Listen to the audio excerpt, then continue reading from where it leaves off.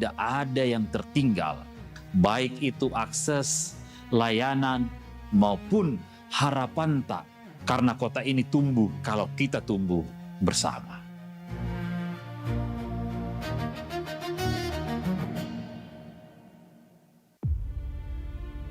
Makassar, begitu banyak luka, begitu banyak duka. Semua amarah sampai kejadian yang tidak pernah kita sangka terjadi di depan mata. Tapi perlahan kota ini berbenah diri agar semua warganya bisa bersuka cita dan semua hal-hal baik tidak lagi hanya sebatas cerita. Di sini semua perbedaan disatukan menjadi karya, menjadikan kreativitas sebagai budaya untuk Makassar yang bahagia. Ketakutan seragam menjadi kotor bukan lagi halangan untuk bermain sampai puas. Karena stok seragam yang baru membuat perasaan tidak perlu lagi was-was. Air yang mengalir deras menjangkau tempat yang lebih luas, hingga usia tidak lagi menjadi penghalang untuk bahagia yang tak terbatas. Tanpa harus mengumpat, kadang cukup dengan memotret, setiap masalah bisa selesai dengan cepat. Terkadang di tengah kebingungan selalu ada sosok bagai pahlawan yang membantu tanpa perlu imbalan. Di tengah perasaan yang cemas, Makassar hadir menjamin semua agar tak ada lagi yang merasa was-was. Mimpi yang besar berawal dari tempat sederhana, mengantarkan ke tempat yang megah dengan tepuk tangan yang meriah. Makassar ini rumah kita yang belum sempurna, tapi percaya Maki, pelan-pelan semua kita rapikan dan kita berusaha untuk selesaikan. Selama saya dipercaya memimpin, saya pastikan insya Allah tidak ada yang tertinggal, baik itu akses, layanan, maupun harapan tak, karena kota ini tumbuh kalau kita tumbuh bersama.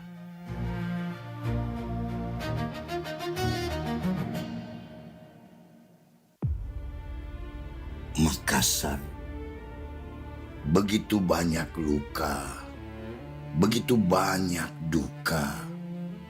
Semua amarah sampai kejadian yang tidak pernah kita sangka terjadi di depan mata. Tapi perlahan kota ini berbenah diri agar semua warganya bisa bersuka cita dan semua hal-hal baik tidak lagi hanya sebatas cerita. Di sini semua perbedaan disatukan menjadi karya, menjadikan kreativitas sebagai budaya untuk Makassar yang bahagia.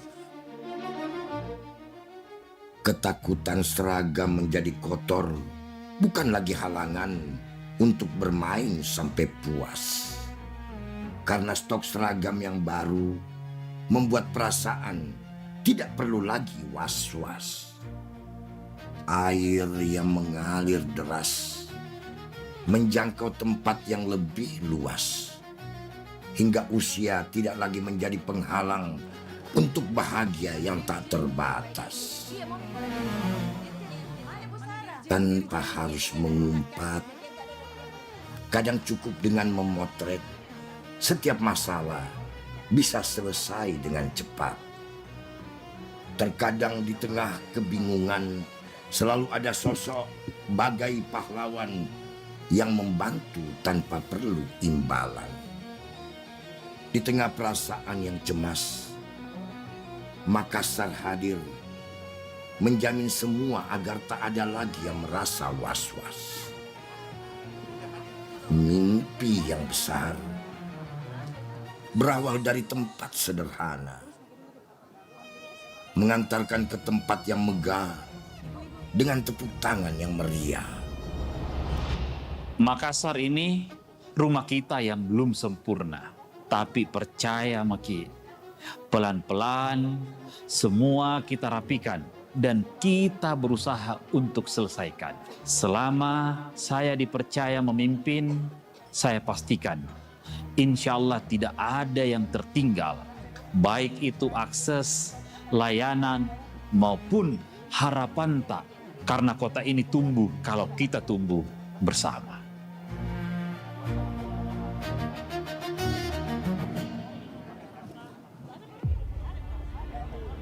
Makassar, begitu banyak luka, begitu banyak duka. Semua amarah sampai kejadian yang tidak pernah kita sangka terjadi di depan mata. Tapi perlahan kota ini berbenah diri agar semua warganya bisa bersuka cita dan semua hal-hal baik tidak lagi hanya sebatas cerita. Kami informasikan Di sini, untuk semua para perbedaan rula disatukan menjadi yang karya, masih berada di luar area, menjadikan kreativitas kami persilakan sebagai untuk dapat budaya mengambil tempat di untuk sebelah kanan Makassar dan yang kiri bahagia. panggung. Bagi Bapak Ibu Lurah yang mungkin Ketakutan masih menumpuk di seragam sebelah menjadi kotor, bukan lagi halangan kiri panggung, untuk bermain kami sampai informasikan puas. bahwa meja Karena lurah stok di seragam sebelah yang kiri baru panggung masih kosong. membuat Silakan perasaan untuk diisi Bapak tidak Ibu perlu Lurah. lagi was-was. Sekali Air lagi kami yang persilakan mengalir untuk Bapak Ibu deras Lurah untuk dapat menjangkau mengisi tempat yang meja lebih lurah yang telah luas, disediakan di sebelah kanan dan hingga kiri usia panggung. tidak lagi menjadi Kami mohon kesediaannya penghalang untuk tidak menumpuk untuk di bahagia sebelah yang tak terbatas. kanan panggung. Terima kasih atas kerjasamanya. Tanpa harus mengumpat, kadang cukup dengan memotret, setiap masalah bisa selesai dengan cepat. Terkadang di tengah kebingungan selalu ada sosok bagai pahlawan yang membantu tanpa perlu imbalan. Di tengah perasaan yang cemas, Makassar hadir menjamin semua agar tak ada lagi yang merasa was-was. Mimpi yang besar berawal dari tempat sederhana, mengantarkan ke tempat yang megah dengan tepuk tangan yang meriah. Makassar ini rumah kita yang belum sempurna, tapi percaya Maki, pelan-pelan semua kita rapikan dan kita berusaha untuk selesaikan. Selama saya dipercaya memimpin, saya pastikan insya Allah tidak ada yang tertinggal, baik itu akses, layanan, maupun harapan tak, karena kota ini tumbuh kalau kita tumbuh bersama.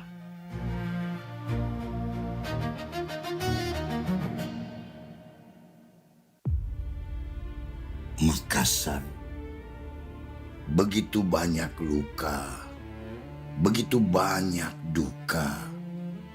Semua amarah sampai kejadian yang tidak pernah kita sangka terjadi di depan mata. Tapi perlahan kota ini berbenah diri agar semua warganya bisa bersuka cita dan semua hal-hal baik tidak lagi hanya sebatas cerita. Di sini, semua perbedaan disatukan menjadi karya, menjadikan kreativitas sebagai budaya untuk Makassar yang bahagia. Ketakutan seragam menjadi kotor bukan lagi halangan untuk bermain sampai puas. Karena stok seragam yang baru membuat perasaan tidak perlu lagi was-was. Air yang mengalir deras menjangkau tempat yang lebih luas, hingga usia tidak lagi menjadi penghalang untuk bahagia yang tak terbatas. tanpa harus mengumpat. Kadang cukup dengan memotret. Setiap masalah bisa selesai dengan cepat. Terkadang di tengah kebingungan selalu ada sosok bagai pahlawan yang membantu tanpa perlu imbalan. Di tengah perasaan yang cemas, Makassar hadir menjamin semua agar tak ada lagi yang merasa was-was. Mimpi yang besar berawal dari tempat sederhana, mengantarkan ke tempat yang megah dengan tepuk tangan yang meriah. Makassar ini rumah kita yang belum sempurna, tapi percaya Maki, pelan-pelan semua kita rapikan dan kita berusaha untuk selesaikan. Selama saya dipercaya memimpin, saya pastikan insya Allah tidak ada yang tertinggal, baik itu akses, layanan, maupun harapan tak, karena kota ini tumbuh kalau kita tumbuh bersama.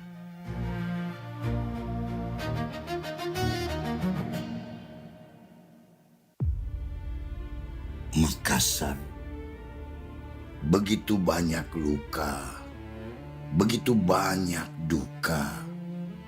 Semua amarah sampai kejadian yang tidak pernah kita sangka terjadi di depan mata.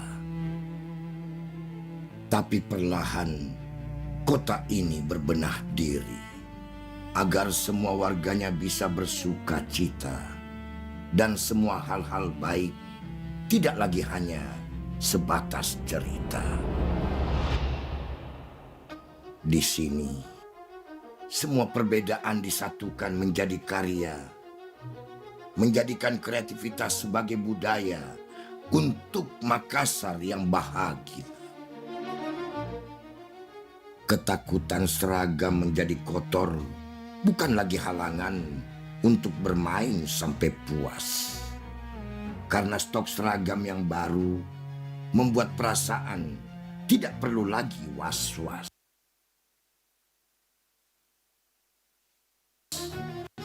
Menjangkau tempat yang lebih luas, hingga usia tidak lagi menjadi penghalang untuk bahagia yang tak terbatas. Tanpa harus mengumpat, kadang cukup dengan memotret. Setiap masalah bisa selesai dengan cepat.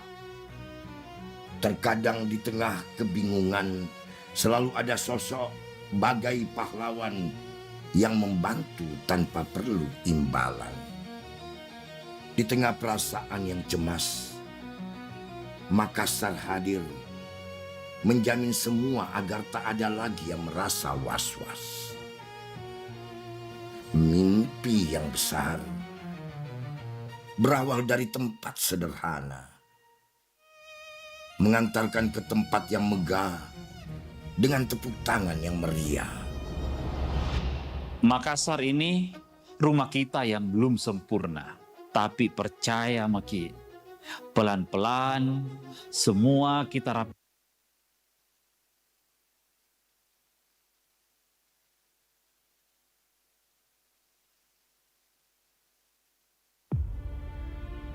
Makassar, begitu banyak luka, begitu banyak duka. Semua amarah sampai kejadian yang tidak pernah kita sangka terjadi di depan mata. Tapi perlahan kota ini berbenah diri agar semua warganya bisa bersuka cita dan semua hal-hal baik tidak lagi hanya sebatas cerita. Di sini, semua perbedaan disatukan menjadi karya, menjadikan kreativitas sebagai budaya untuk Makassar yang bahagia. Ketakutan seragam menjadi kotor bukan lagi halangan untuk bermain sampai puas.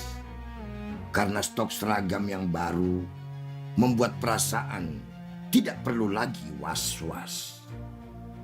Air yang mengalir deras menjangkau tempat yang lebih luas, hingga usia tidak lagi menjadi penghalang untuk bahagia yang tak terbatas. Tanpa harus mengumpat, kadang cukup dengan memotret, setiap masalah bisa selesai dengan cepat. Terkadang di tengah kebingungan selalu ada sosok bagai pahlawan yang membantu tanpa perlu imbalan. Di tengah perasaan yang cemas, Makassar hadir menjamin semua agar tak ada lagi yang merasa was-was. Mimpi yang besar berawal dari tempat sederhana, mengantarkan ke tempat yang megah dengan tepuk tangan yang meriah. Makassar ini rumah kita yang belum sempurna, tapi percaya Maki, pelan-pelan semua kita rapikan dan kita berusaha untuk selesaikan. Selama saya dipercaya memimpin, saya pastikan insya Allah tidak ada yang tertinggal, baik itu akses, layanan, maupun harapan tak, karena kota ini tumbuh kalau kita tumbuh bersama.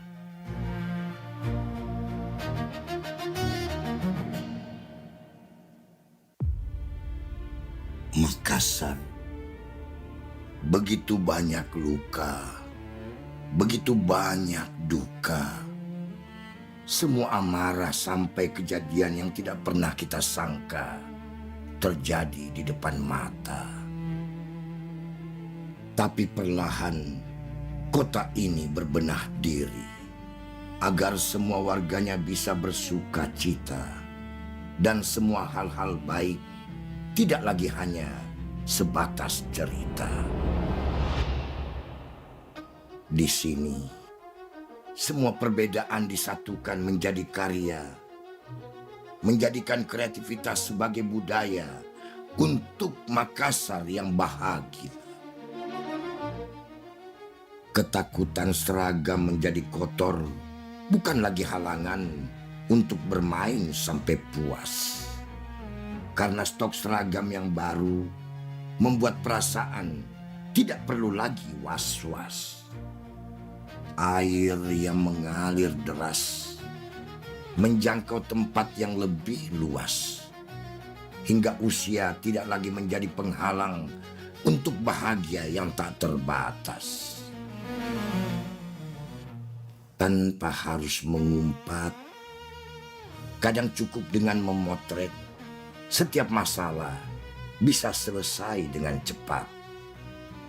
Terkadang di tengah kebingungan selalu ada sosok bagai pahlawan yang membantu tanpa perlu imbalan. Di tengah perasaan yang cemas, Makassar hadir menjamin semua agar tak ada lagi yang merasa was-was.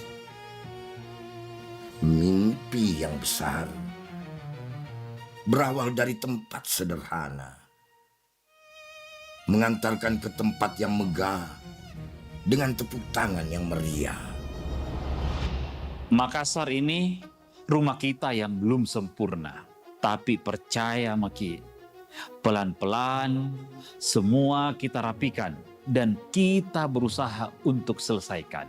Selama saya dipercaya memimpin, saya pastikan insya Allah tidak ada yang tertinggal, baik itu akses, layanan, maupun harapan tak, karena kota ini tumbuh kalau kita tumbuh bersama.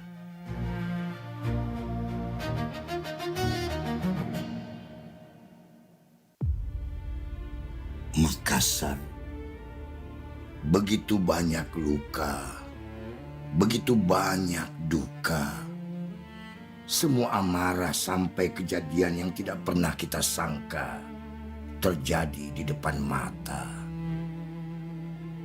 Tapi perlahan kota ini berbenah diri agar semua warganya bisa bersuka cita dan semua hal-hal baik tidak lagi hanya sebatas cerita.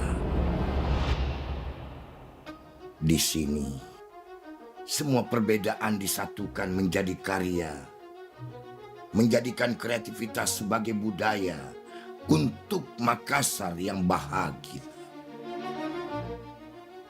Ketakutan seragam menjadi kotor bukan lagi halangan untuk bermain sampai puas. Karena stok seragam yang baru membuat perasaan tidak perlu lagi was-was. Air yang mengalir deras menjangkau tempat yang lebih luas, hingga usia tidak lagi menjadi penghalang untuk bahagia yang tak terbatas. Tanpa harus mengumpat, kadang cukup dengan memotret, setiap masalah bisa selesai dengan cepat. Terkadang di tengah kebingungan selalu ada sosok bagai pahlawan yang membantu tanpa perlu imbalan. Di tengah perasaan yang cemas, Makassar hadir menjamin semua agar tak ada lagi yang merasa was-was. Mimpi yang besar berawal dari tempat sederhana, mengantarkan ke tempat yang megah dengan tepuk tangan yang meriah. Makassar ini rumah kita yang belum sempurna, tapi percaya Maki, pelan-pelan semua kita rapikan dan kita berusaha untuk selesaikan. Selama saya dipercaya memimpin, saya pastikan insya Allah tidak ada yang tertinggal, baik itu akses, layanan, maupun harapan tak, karena kota ini tumbuh kalau kita tumbuh bersama.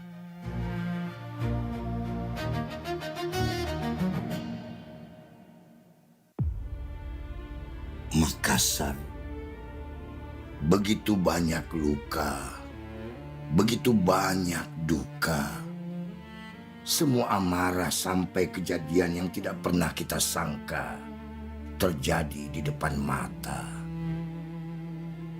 Tapi perlahan kota ini berbenah diri agar semua warganya bisa bersuka cita dan semua hal-hal baik tidak lagi hanya sebatas cerita.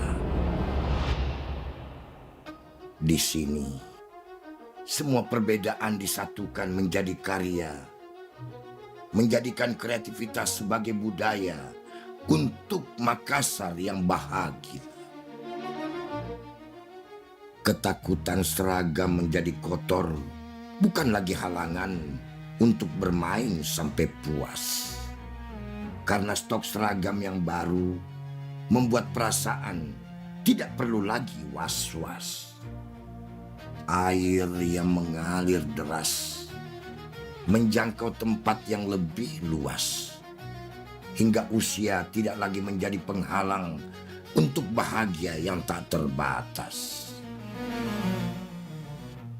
Tanpa harus mengumpat, kadang cukup dengan memotret, setiap masalah bisa selesai dengan cepat. Terkadang di tengah kebingungan selalu ada sosok bagai pahlawan yang membantu tanpa perlu imbalan. Di tengah perasaan yang cemas, Makassar hadir menjamin semua agar tak ada lagi yang merasa was-was.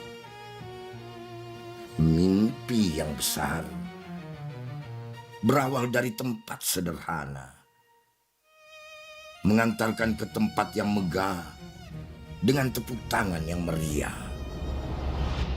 Makassar ini rumah kita yang belum sempurna, tapi percaya Maki, pelan-pelan semua kita rapikan dan kita berusaha untuk selesaikan. Selama saya dipercaya memimpin, saya pastikan insya Allah tidak ada yang tertinggal, baik itu akses, layanan, maupun harapan tak, karena kota ini tumbuh kalau kita tumbuh bersama.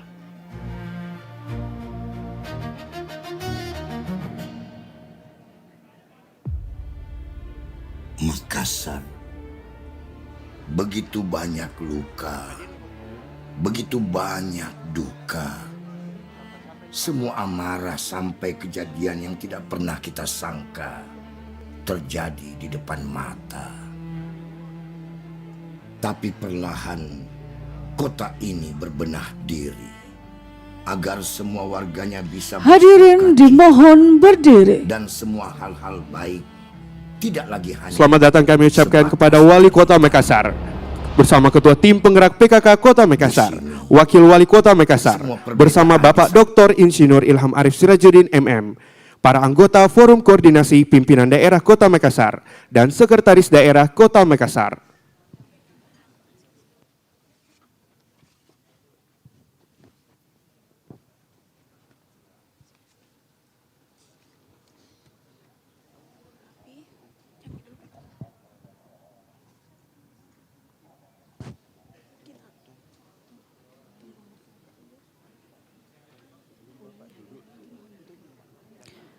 Hadirin dimohon berdiri. Menyanyikan bersama lagu kebangsaan Indonesia Raya.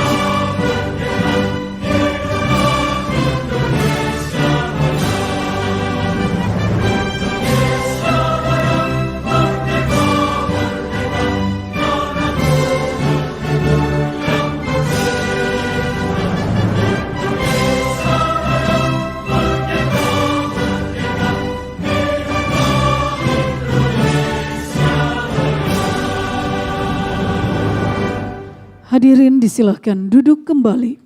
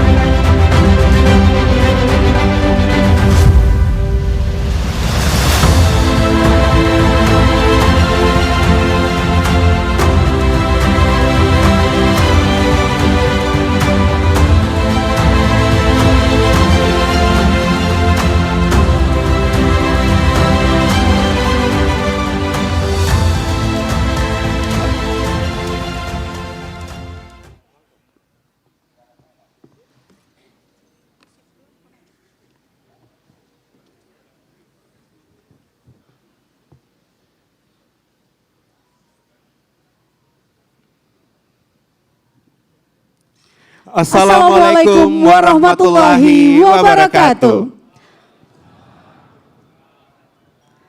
Shalom, Om Swastiastu, Namo Buddhaya, salam kebajikan, Rahayu. Selamat pagi dan salam sejahtera untuk kita semua. Yang terhormat, Wali Kota Makassar bersama Ketua Tim Penggerak PKK Kota Makassar. Yang kami hormati, Wakil Wali Kota Makassar.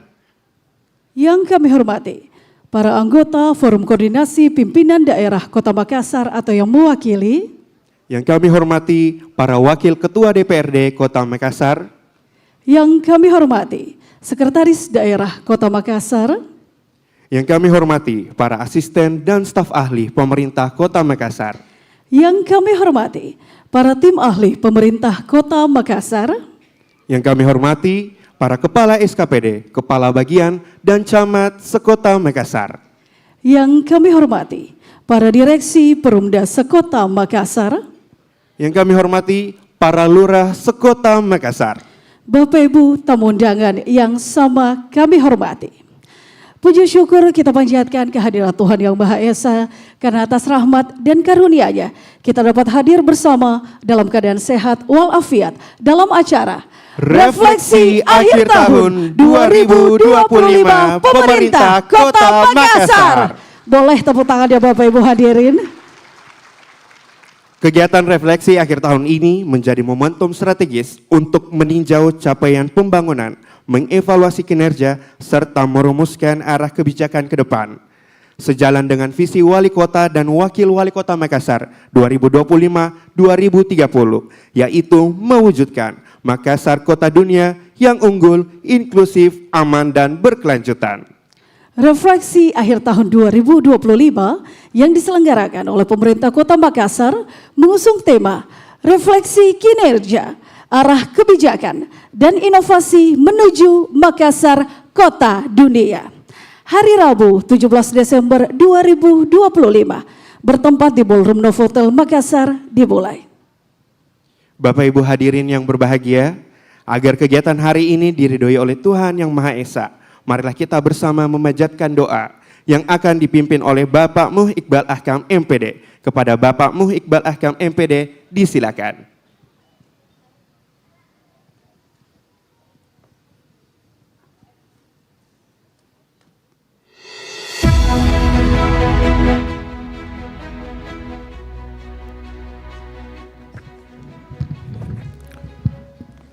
Assalamualaikum warahmatullahi wabarakatuh.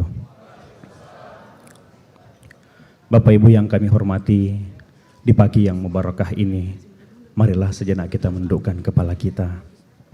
Kita tundukkan hati dan jiwa kita. Marilah kita berdoa kepada Allah Subhanahu wa taala, Tuhan yang Maha Kuasa. A'udzubillahi minasyaitonirrajim. Bismillahirrahmanirrahim. Astaghfirullahalazim, astaghfirullahalazim, astaghfirullahalazim. Asyhadu an la ilaha illallah wa asyhadu anna Muhammadar Rasulullah. Allahumma salli ala sayyidina Muhammad wa ala alihi sayyidina Muhammad. Ya Allah, ya Tuhan kami, pada pagi hari ini tak ada kata yang mampu kami ucapkan selain alhamdulillah atas nikmat karunia yang Engkau telah berikan kepada kami. Pada pagi hari ini kami hadir pada kegiatan refleksi akhir tahun yang diselenggarakan oleh Badan Riset Inovasi Daerah tahun 2025 dalam keadaan sehat walafiat. Ya Allah, senantiasa tunjukkanlah kami ke jalan yang lurus, yaitu jalan orang yang Engkau beri nikmat. Jauhkan kami dari segala perbuatan keji dan mungkar. Berkahilah rezeki yang kami terima, serta wafatkanlah kehidupan kami dalam keadaan husnul khatimah. Allahumma inna as'aluka husnul khatimah wa a'udzubika min su'il khatimah. Ya Allah, ya Rabbi, ya Tuhan kami, jadikanlah refleksi akhir tahun ini sebagai momentum untuk meningkatkan kinerja kami dalam mengemban amanah yang tentunya menerapkan nilai core values berakhlak. Jauhkan kami ya Allah dari segala macam bentuk perpecahan, fitnah dan hasutan. Rekatkan kami dalam persaudaraan, rekatkan kami dalam persatuan, dan menghasilkan kolaborasi yang baik agar dapat mewujudkan tata kelola pemerintah yang unggul, mulia, inklusif, dan berkelanjutan. Ya Allah, ya Rabbi, ya Tuhan kami, ampunilah dosa-dosa kami, dosa kedua orang tua kami, dosa para pemimpin-pemimpin kami, serta dosa para guru-guru kami. Lindungi kami ya Allah, lindungi kota Makassar dari segala musibah, segala bala bencana, dan jadikanlah kegiatan pada pagi hari ini bernilai ibadah di sisimu. Rabbana innana sami'na munadiyan yunadi lil imani an aminu bi rabbikum fa amanna Rabbana faghfir lana dzunubana wa kaffir anna sayyi'atina wa tawaffana ma'al abrar. Rabbana atina fid dunya hasanah wa fil akhirati hasanatan wa qina azabannar. Subhana rabbika rabbil izzati amma yasifun wa salamun alal mursalin walhamdulillahi rabbil alamin. Amin amin ya rabbal alamin. Wassalamualaikum warahmatullahi wabarakatuh.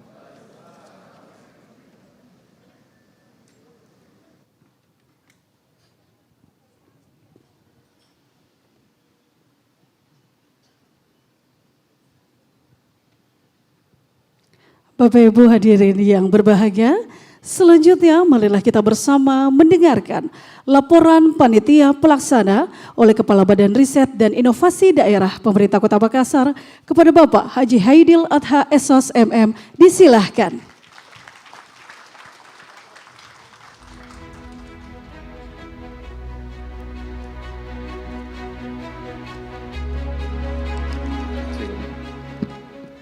Bismillahirrahmanirrahim. Assalamualaikum warahmatullahi wabarakatuh. Selamat pagi, salam sejahtera bagi kita semua. Om Swastiastu, Namo Buddhaya, salam kebajikan. Yang terhormat Bapak Wali Kota Makassar, Bapak Haji Munafri Arifuddin Sarjana Hukum, beserta Ibu Haja Melinda Aksa Mahmud. Bu, kasih Bu. Yang terhormat Ibu Wakil Makassar, Ibu Haja Alia Mustika Ilham, SE MAP. Yang terhormat para Forkompimda Kota Makassar atau yang mewakili Pak Dandim yang diwakili Dan Ramil Ujung Pandang, Kapolrestabes Makassar yang diwakili Kabak SDM Polrestabes Makassar,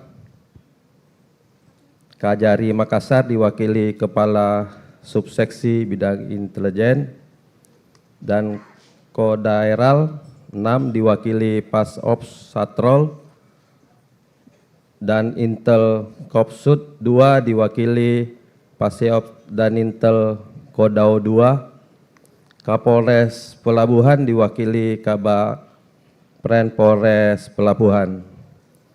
Yang terhormat Bapak Sekretaris Daerah Kota Makassar, Bapak Dr. Andi Zulkifli Nanda STP MSI, pimpinan dan anggota DPRD Kota Makassar, yang saya hormati para narasumber refleksi akhir tahun 2025, Bapak Ras MD, Bapak Dr. Muhammad Idris DP MSI, Bapak Dr. Adi Surya Cula MA,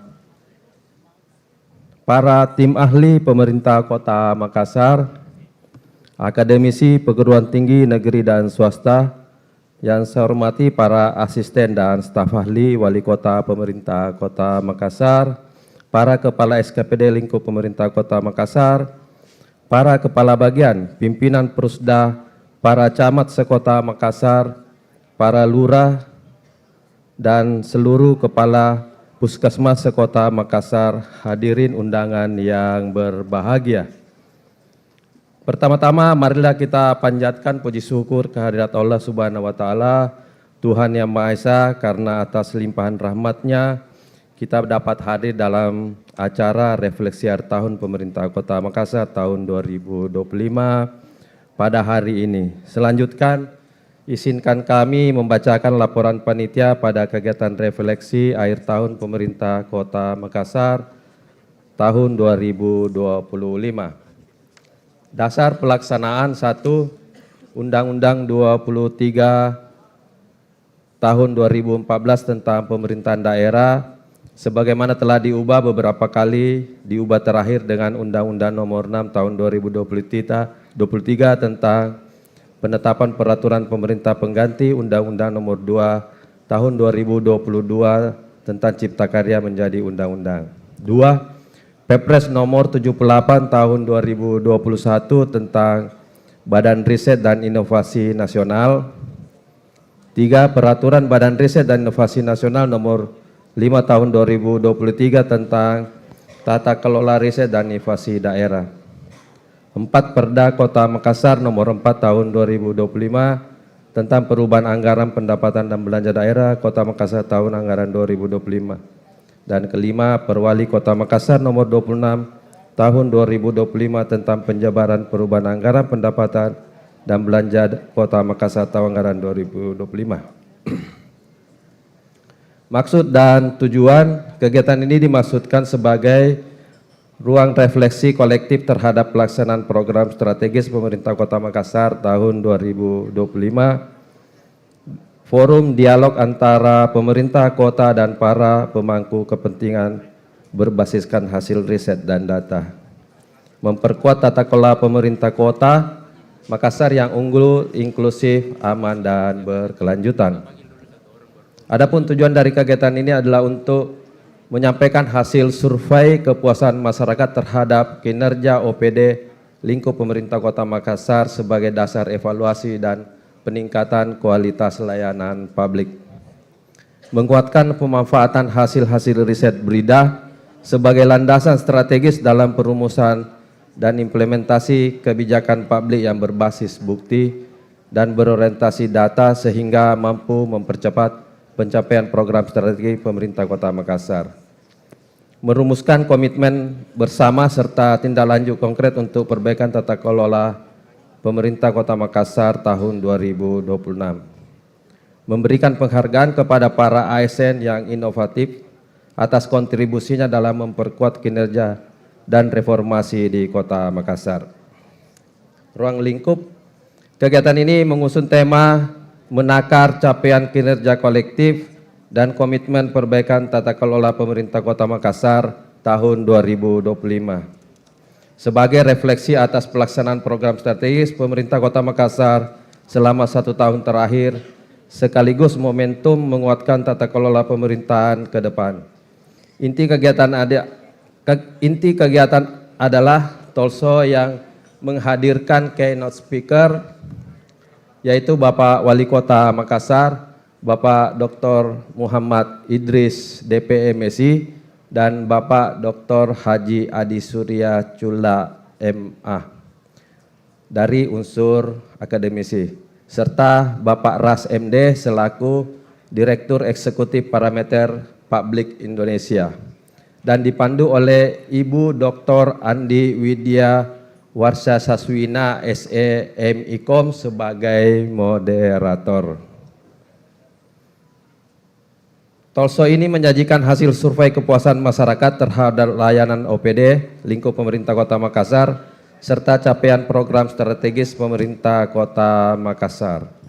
Waktu dan tempat pelaksanaan kegiatan refleksi ini tahun 2025 ini dilaksanakan pada hari Rabu 17 Desember 2025 bertempat di Novotel Makassar Grand Sela Jalan Heri Anwar nomor 28. Peserta kegiatan terdiri atas unsur Forkopimda Kota Makassar, tim ahli Wali Kota Makassar, para kepala OPD, para direktur BUMD, camat, lurah, kepala puskesmas, akademisi, inovator, dan insan pers. Sumber pendanaan segala biaya yang timbul dalam pesan ini ada dibebankan pada DPA Perubahan BRIDA Kota Makassar tahun 2025. Penutup, laporan ini disampaikan sebagai bentuk akuntabilitas atas penyelenggaraan kegiatan refleksi akhir tahun 2025. Dengan hormat, kami memohon kesediaan Bapak Wali Kota Makassar untuk membuka acara secara resmi dan memberikan arahan strategis. Ucapan terima kasih yang tulus kami sampaikan kepada seluruh pihak serta memohon maaf atas segala kekurangan selama pelaksanaan kegiatan. Sebagai penutup, izinkan kami menyampaikan sebuah pantun yang merefleksikan semangat bersama dalam membangun Kota Makassar. Ilmu dan data jadi cahaya, menyingkap makna di balik fakta. Refleksi membuka jalan makna menuju kota mulia, mulia kotanya, mulia warganya. Terima kasih. Wassalamualaikum warahmatullahi wabarakatuh.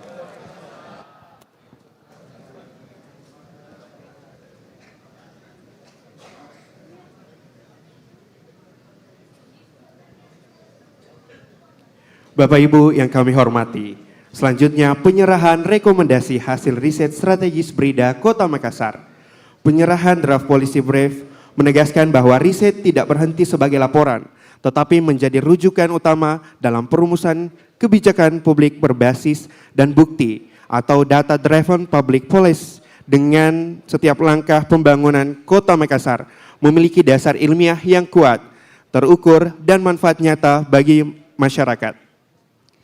Bagi SKPD yang kami sebutkan namanya untuk dapat mengambil tempat yang telah disediakan. Yang pertama, Kepala Dinas Pendidikan Kota Makassar.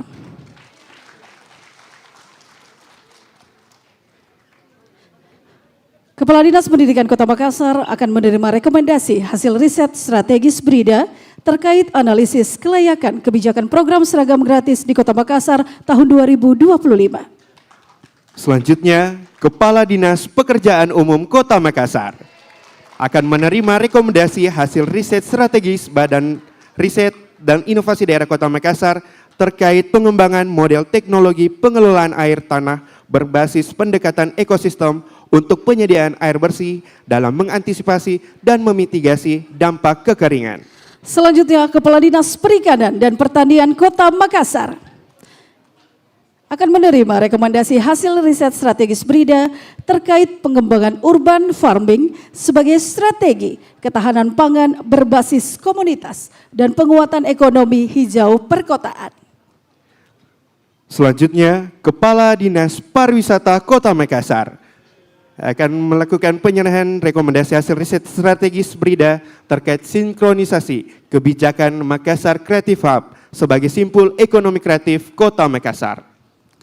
Selanjutnya, Kepala Bagian Perekonomian Sekretariat Daerah Kota Makassar akan menerima rekomendasi hasil riset strategis BRIDA mengenai penguatan layanan publik dan katalisator ekonomi daerah melalui penyusunan naskah akademik dan rancangan peraturan daerah pembentukan BUMD, Perseroda Pangan, dan Perseroda Infrastruktur.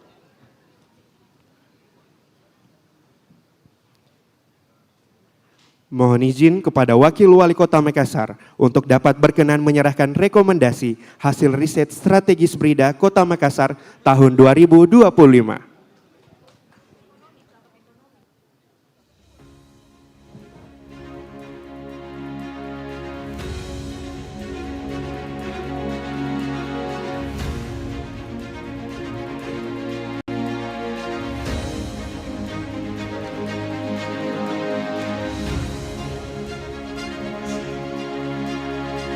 Tentunya kita doakan bersama semoga rekomendasi hasil riset strategis Badan Riset Inovasi Daerah Kota Makassar yang diserahkan pada hari ini dapat dimanfaatkan secara optimal sebagai dasar penyusunan kebijakan, perencanaan program, dan peningkatan kualitas pelayanan publik di Kota Makassar.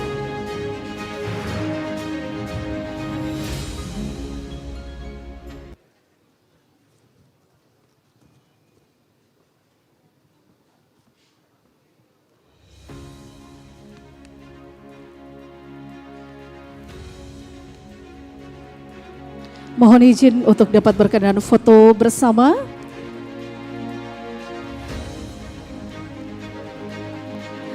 Kami mengundang Bapak Dr. Insinyur Haji Ilham Arif Sirajuddin MM untuk dapat ikut berfoto bersama di atas panggung.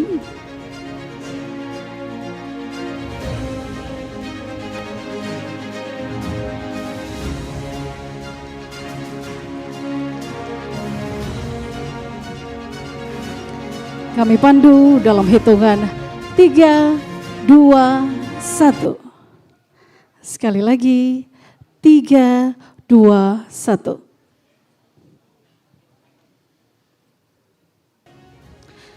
Terima kasih kepada Ibu Wakil Wali Kota Makassar beserta Bapak Dr. Insinyur Haji Ilham Arif Sirajuddin MM, kepada para kepala SKPD yang telah menerima naskah, kami persilakan untuk dapat kembali ke tempat.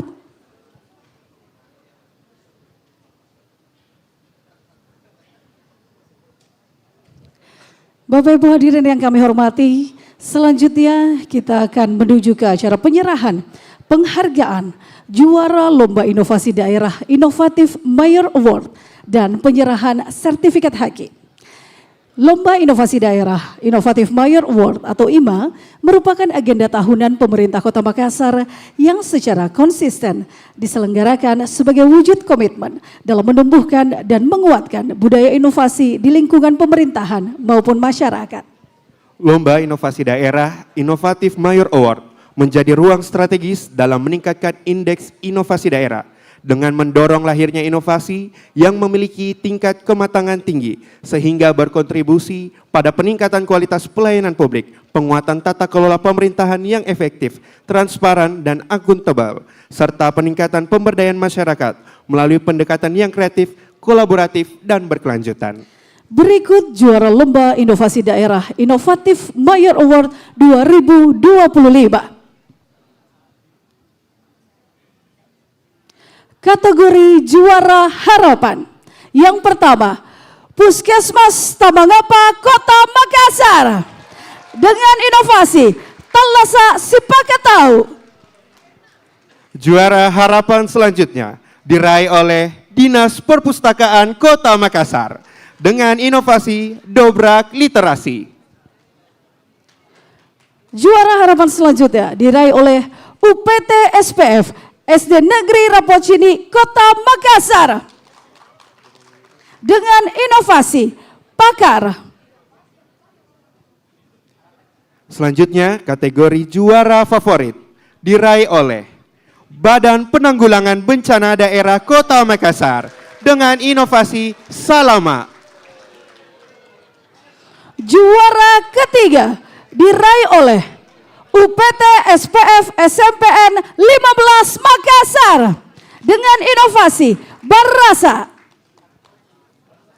Selanjutnya juara 2 diraih oleh UPT SPF SD Negeri Nusa Harapan Permai Kota Makassar dengan inovasi Matasa. Bapak Ibu, juara pertama diraih oleh UPT SPF SD Impres Perumnas Antang 3 dengan inovasi meramu kue.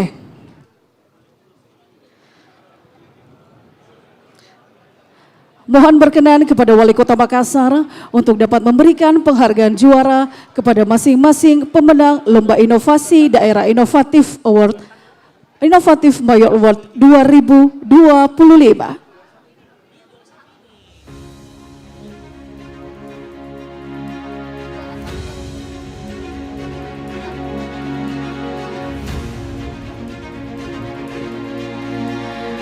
Pemberian penghargaan dan penyerahan dokumen sertifikat haki. Sertifikat haki ini merupakan bentuk apresiasi atas inovasi, dedikasi, serta komitmen terhadap kebijakan berbasis riset di pemerintah Kota Makassar.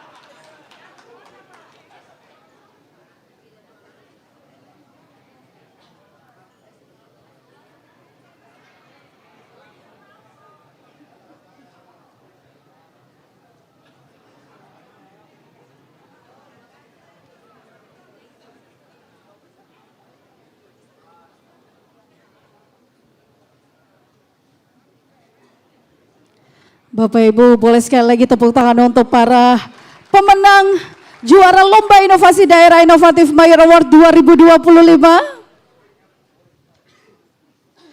Tentunya ini menjadi motivasi juga untuk seluruh SKPD pemerintah Kota Makassar. Kami mengundang, mohon izin Ketua Tim Penggerak PKK Kota Makassar untuk dapat bergabung ke atas panggung.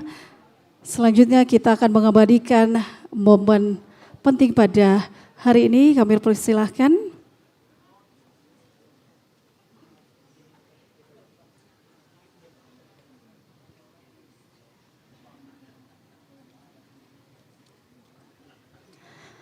Baik, kami pandu dalam hitungan 3, 2, 1. Sekali lagi, 3, 2, 1. Terima kasih Bapak Ibu. Mohon berkenan Bapak Wali Kota Makassar untuk dapat tetap di tempat. Kami persilahkan Ketua Tim Penggerak PKK Kota Makassar untuk dapat kembali ke tempat. Para penerima penghargaan silahkan untuk dapat kembali ke tempat. Mohon berkenan kepada Bapak Wali Kota Makassar untuk dapat tetap di tempat. Kami mohon kesediaan. Dilanjutkan dengan sambutan Wali Kota Makassar sekaligus membuka acara secara resmi kepada Bapak Haji Munafri Arifuddin SH dengan hormat. Disilahkan.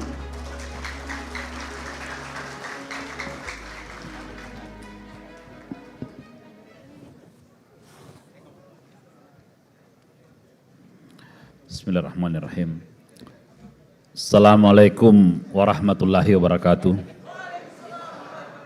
Selamat pagi, salam sejahtera untuk kita semua. Shalom, Om Swastiastu, Namo Buddhaya, salam kebajikan. Yang kami hormati Wakil Wali Kota Makassar, Ibu Haja Alia Mustika Ilham, dan Wali Kota Makassar periode 2004-2014, Bapak Dr. Insinyur Haji Ilham Arif Sirajuddin. Yang kami hormati Ketua Tim Penggerak PKK Kota Makassar, Ibu Haja Melinda Aksa. Lain kali kalau main pedal Bu, pemanasan, biar enggak cedera. Yang kami hormati Forkopimda Kota Makassar atau yang mewakili. Yang kami hormati Sekretaris Daerah Kota Makassar, Bapak Dr. Andi Zulkifli Nanda.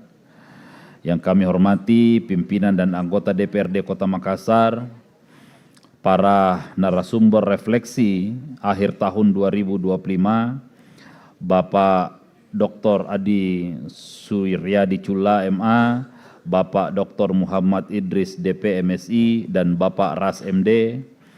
Yang kami hormati para tim ahli pemerintah Kota Makassar, akademisi perguruan tinggi negeri dan swasta. Yang kami hormati para asisten dan staf ahli Wali Kota Pemerintah Kota Makassar, para kepala SKPD lingkup pemerintah Kota Makassar, para kepala bagian, pimpinan Perusda, para camat sekota Makassar, para lurah sekota Makassar, para kepala puskesmas Kota Makassar, dan seluruh hadirin hadirat undangan yang sama berbahagia. Alhamdulillah, wassalatu wassalamu ala rasulillah, amma ba'd. Sebagai muslim yang beragama, tentu tak henti-hentinya kita mengucap rasa syukur kehadirat Allah Subhanahu wa taala atas segala limpahan rahmat hidayah dan rezekinya lah. Pada kesempatan pagi hari ini kita masih bisa berkumpul bersama untuk mengikuti acara refleksi akhir tahun yang dilaksanakan oleh Brida untuk melihat seperti apa capaian dan progres yang kita telah lakukan secara bersama-sama. Dan tak lupa kita mengirimkan salam dan salawat kepada junjungan kita Nabi Muhammad SAW, manusia terbaik yang menjadi rahmatan lil alamin. Bapak Ibu hadirin hadirat yang saya hormati, kehadiran kita hari ini akan melihat bagaimana hasil survei yang dilakukan terhadap ukuran dari kerja yang kita lakukan selama ini. Lagi-lagi saya ingin menyampaikan bahwa nanti hasilnya ini bukan mencari siapa yang salah, siapa yang benar, Tapi ukuran ini akan memberikan kita gambaran seperti apa model atau bisnis model yang akan kita lakukan ke depannya. Banyak sekali yang melihat ini mungkin sebentar akan protes, kenapa begini, kenapa begitu. Lagi-lagi saya ingin sampaikan, bukan ini finalnya, tetapi ini menjadi landasan kita untuk berpikir, untuk bekerja ekstra lebih baik lagi dalam rangka memperbaiki sebuah tata kelola pemerintahan yang bersih dan berwibawa serta bertanggung jawab. Harapan kita ini. Untuk itu Bapak Ibu sekalian, saya harap pagi hari ini semuanya jangan meninggalkan tempat sampai acara selesai. Banyak sekali hal-hal penting yang harus kita perhatikan, banyak sekali hal-hal penting yang harus kita telaah secara bersama-sama. Dan acara ini benar-benar penting. Salah satunya adalah tadi kalau kita melihat masih kurangnya SKPD di lingkup pemerintah Kota Makassar yang mampu membangun inovasi-inovasi terbaik. Dan pada kesempatan pagi hari ini kesempatan kita untuk melihat apa yang kurang dan what next I can do. Ini proses yang harus kita laksanakan secara bersama-sama. Lebih detailnya, saya juga akan membawakan sedikit materi, tapi pada kesempatan ini sedikit sambutan supaya kita bisa tinggal untuk menyaksikan seluruh rangkaian acara yang maha penting pada hari ini. Dan dengan mengucapkan Bismillahirrahmanirrahim, refleksi akhir tahun pemerintah Kota Makassar tahun 2025 dengan resmi saya buka. Demikian, wabillahi taufiq wal hidayah. Wassalamualaikum warahmatullahi wabarakatuh. Mohon berkenan Wali Kota Makassar untuk dapat tetap di tempat. Kami turut mengundang perkenan Wakil Wali Kota Makassar, Sekretaris Daerah Kota Makassar, beserta Kepala Badan Riset Inovasi Daerah Kota Makassar untuk dapat naik ke atas panggung, mendampingi Wali Kota Makassar.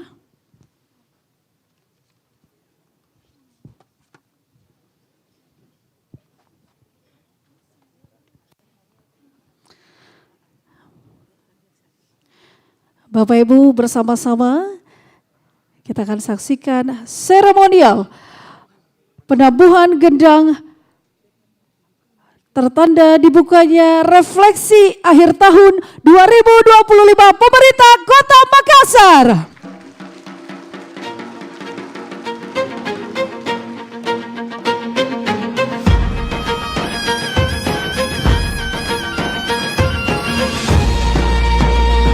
Mohon izin selanjutnya foto bersama. Kami berkenan kepada Wali Kota Makassar, Wakil Wali Kota Makassar, Sekretaris Daerah Kota Makassar, dan Kepala Badan Riset Inovasi Daerah Kota Makassar untuk dapat mengambil tempat.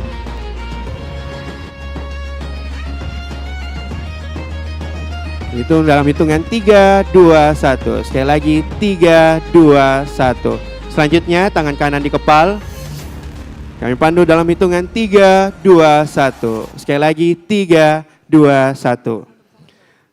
Baik, selanjutnya sesi kedua, mohon izin untuk dapat mengambil tempat dan kami mengundang kepada Bapak Dr. Insinyur Ilham Arif Sirajuddin MM, Wakil Ketua DPRD Kota Makassar, para anggota Forum Koordinasi Pimpinan Daerah Kota Makassar untuk dapat mengambil tempat yang telah disediakan. Bapak Ibu hadirin disilakan untuk dapat berdiri di tempat masing-masing. Kita akan melakukan sesi foto bersama.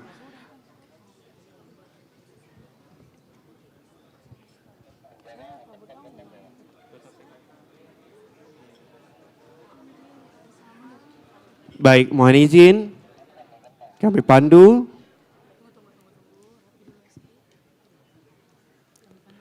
Kami pandu dalam hitungan 3, 2, 1. Sekali lagi 3, 2, 1. Selanjutnya tangan kanan di kepal. Kami pandu dalam hitungan 3, 2, 1.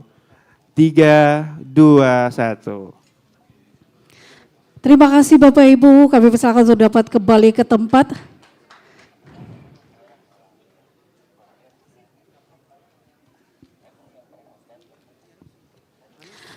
Bapak Ibu hadirin, tentunya kurang lebih 11 bulan kepemimpinan pasangan mulia Wali Kota Makassar Bapak Haji Munafri Arifuddin SH dan Wakil Wali Kota Makassar Ibu Haja Alia Mustika Ilham SEMAP, beberapa program strategis telah dirasakan manfaatnya tidak hanya oleh kita lingkup pemerintah Kota Makassar, namun terutama warga Kota Makassar tercinta. Seperti apa perjalanan 11 bulan tahun 2025 ini, kita saksikan video berikut ini. Pada hari Kamis tanggal 20 Februari 2025, kami resmi dilantik sebagai Wali Kota dan Wakil Wali Kota Makassar. Menjalankan mandat dan bersumpah untuk mementingkan kesejahteraan rakyat di atas segalanya. Ini bukan tugas yang mudah. Kota yang kita cintai ini memiliki segudang masalah yang harus dibenahi. Mulai dari program prioritas yang mulai bergulir satu persatu, bekerja tanpa henti, menata ulang birokrasi, mempermudah koordinasi agar program dapat tepat sasaran. Dari program seragam sekolah gratis yang telah dibagikan sejak tahun ajaran baru 2025-2026, sambungan air gratis yang satu persatu kami kerjakan di berbagai daerah, Lontara Plus, Super Apps kesayangan warga Makassar, telah menyelesaikan lebih dari 2.500 laporan, Makassar Creative Hub yang berhasil mewadahi berbagai minat anak muda dan meningkatkan skill masyarakat agar dapat terserap ke dalam dunia kerja. Pembangunan pulau yang terus kami usahakan untuk segera dilakukan sebab masyarakat pulau tak boleh terus menderita akibat ketiadaan perhatian dari pemerintah. Mandiri pangan kota yang terus kami gaungkan melalui urban farming, upaya untuk menghadirkan rasa aman bagi lebih dari 81.000 pekerja rentan yang telah menerima manfaat dari Makassar Berjasa, hingga iuran sampah gratis yang untuk saat ini digratiskan untuk masyarakat berpenghasilan rendah dan juga diringankan untuk masyarakat umum yang akan diperluas cakupannya. Dan tak kalah penting, proses pembangunan stadion yang saat ini telah kami anggarkan melalui APBD yang telah disepakati untuk tahun 2026 mendatang. Tak hanya itu, pemilihan RT/RW secara langsung yang dilakukan untuk memastikan program pemerintah dapat sampai tepat di depan pintu masyarakat adalah sebuah kesyukuran. Seluruh usaha ini membuahkan hasil yang manis, mendapatkan apresiasi dari masyarakat, dan menerima berbagai penghargaan dari lembaga-lembaga eksternal atas kinerja yang telah dilakukan.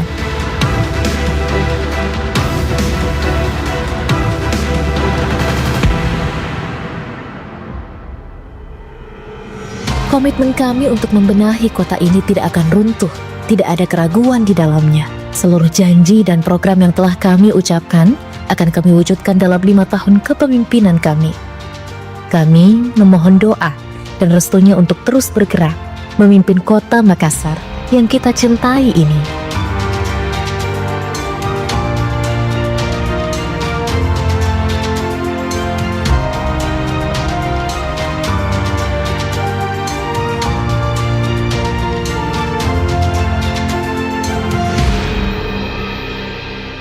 Boleh tepuk tangan yang meriah untuk Wali Kota dan Wakil Wali Kota Makassar.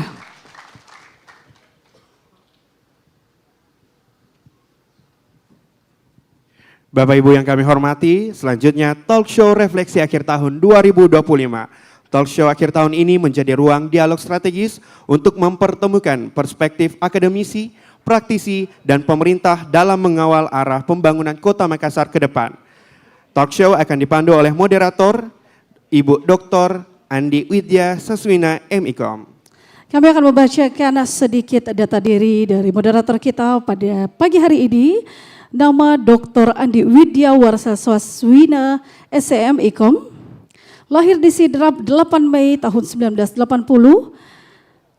Dan tentunya mengenyam pendidikan doktoral ilmu komunikasi Universitas Hasanuddin, program magister ilmu komunikasi Pasca Sarjana Universitas Hasanuddin Makassar, dan Bisnis Internasional Steo Nobel Indonesia untuk Strata 1, Diploma 3 Bisnis Internasional Fakultas Ekonomi Universitas Pajajaran Unpad Bandung.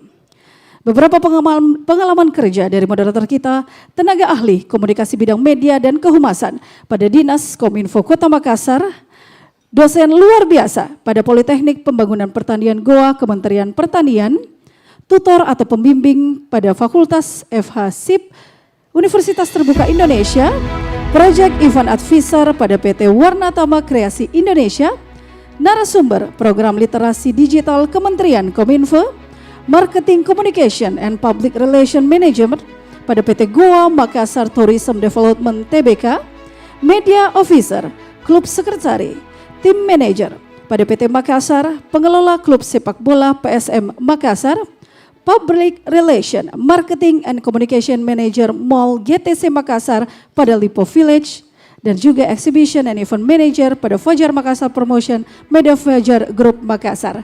Bapak Ibu, kita sambut moderator kita, Ibu Dr. Andi Widya Saswina, MIKOM.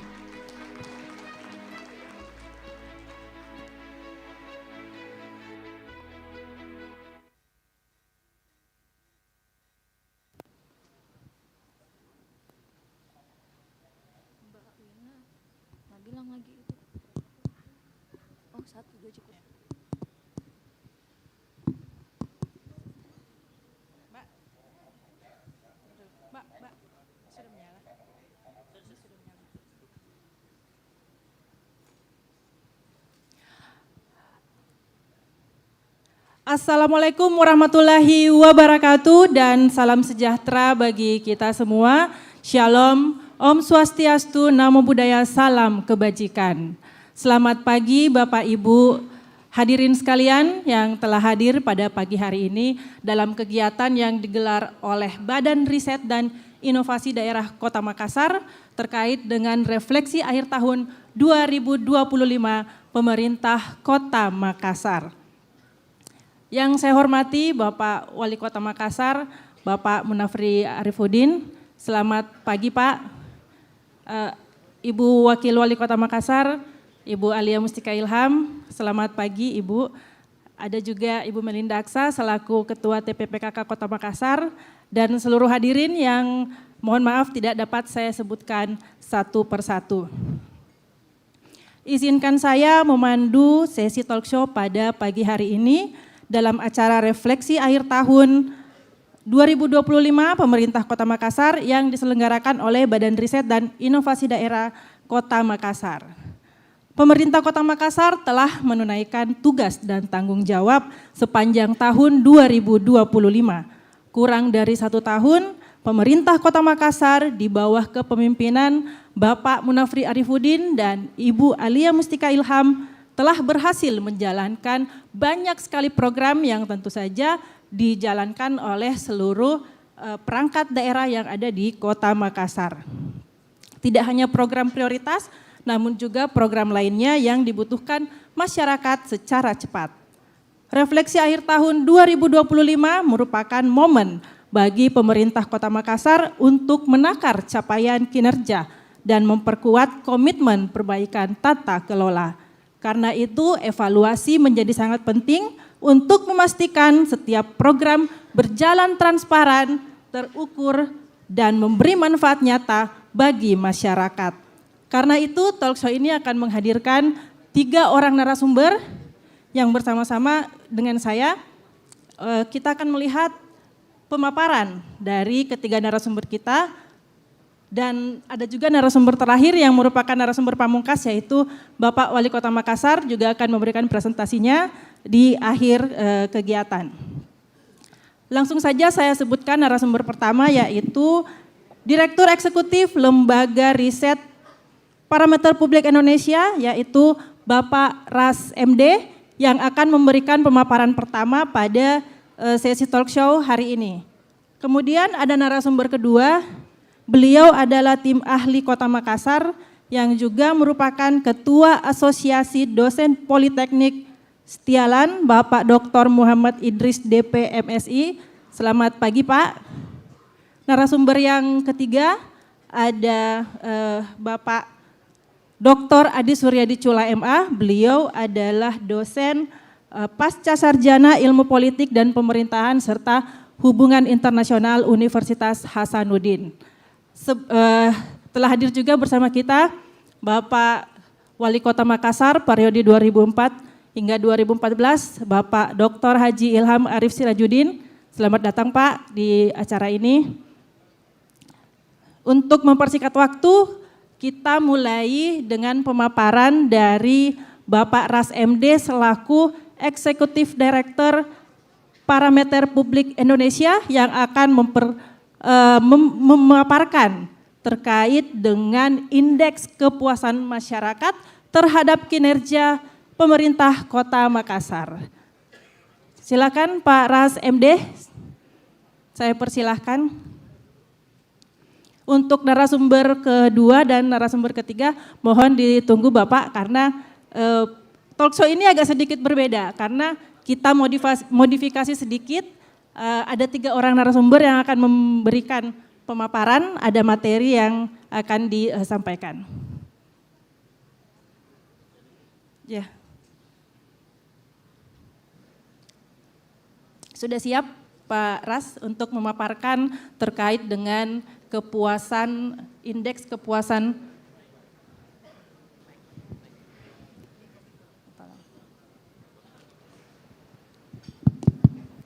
Siap Kakak Wina. Sudah siap materinya Pak Ras? Sudah siap. Operator gimana? Ya. Oke. Pak Ras MD akan memaparkan kepada kita hasil survei atau temuan beliau dari Parameter Publik Indonesia terkait dengan indeks kepuasan masyarakat tahun 2025, bagaimana kinerja dari pemerintah Kota Makassar berdasarkan dari hasil survei tersebut. Saya persilahkan Pak Ras. Saya langsung Kakak Wina. Ya, baik. Terima kasih Bapak Ibu sekalian. Assalamualaikum warahmatullahi wabarakatuh. Alhamdulillah wa syukurillah wala haula wala quwata illa billah. Bapak Ibu sekalian yang saya hormati dan muliakan, wabil khusus Wali Kota Makassar, Bapak Munafri Arifudin, Ketua Tim Penggerak PKK Kota Makassar, Ibu Haja Melinda Aksa, Wakil Wali Kota Makassar, Ibu Haja Alia Mustika Ilham, ada di sampingnya juga Pak Ilham Arif Sirajuddin, Wali Kota Makassar 2 periode, jajaran Forkopimda yang sempat hadir pada hari ini, serta Sekretaris Daerah Kota Makassar, Pak Andi Zulkifli Nanda. Baik Bapak Ibu sekalian yang saya hormati dan muliakan, sebelum saya masuk di acara pemaparan presentasi IKM Kota Makassar tahun 2025, izinkan saya menanggapi singkat saja soal tayangan video di awal tadi. Nah, Bapak Ibu sekalian, kita sudah saksikan bersama, jadi ini sebelum saya paparkan hasil temuan IKM Bapak Ibu, saya menanggapi dulu sekilas tayangan video di awal tentang success story pemerintahan Kota Makassar. Bapak Ibu sekalian, kita sudah saksikan bersama tadi, ya, bahwa waktu yang relatif singkat, belum genap setahun, namun kinerja wali kota dan wakil wali kota Makassar sudah menunjukkan hasil yang nyata. Ya, itu saya tadi nonton walaupun dari samping saya lihat ini belum setahun sebenarnya. Terus kita lihat program mulai berjalan, perubahan mulai dirasakan oleh masyarakat dan manfaatnya lebih-lebih sudah dirasakan oleh masyarakat Bapak Ibu sekalian. Ini tentu kita harus apresiasi atas kinerja yang masih kurang atau belum genap 1 tahun. Di waktu yang bersamaan pula kita lihat tadi aneka penghargaan itu berdatangan. Jadi ini bukan tentang simbol, tapi ini tentang pengakuan kinerja nyata dan kepemimpinan yang terarah. Ini luar biasa sekali. Jadi Bapak Ibu sekalian yang saya hormati, kalau saya lihat dan saya berkesimpulan sebagai pengamat, bahwa rasa-rasanya Pak Wali kita ini, Pak Munafri Arifudin, sangat potensial juga memimpin Makassar 2 periode. Naik jadi lagi berita. Baik Bapak Ibu sekalian, pada kesempatan kali ini juga saya ingin mengucapkan apresiasi dan terima kasih kepada pihak Brida. Ada Pak Kaban, Pak Haji Haidil, ada PLT Sekretaris Brida, Pak Rahmatan. Mana Pak Rahmatan? Ya, banyak-banyak berdoa Pak Rahmatan, semoga tahun depan sudah bisa definitif. Ya, ada Pak Dodi juga, Pak Dodi Agrianto, ya, Koordinator riset ahli Madya. Jadi saya ucapkan terima kasih dan saya minta tepuk tangannya Bapak Ibu sekalian untuk Brida Kota Makassar. Baik Bapak Ibu sekalian, mungkin kurang pas saya berdiri di sini, izinkan saya ke bawah. Ini kalau saya presentasi Bapak Ibu di sini, leher kurang pas kayaknya. Saya izin di bawah ya.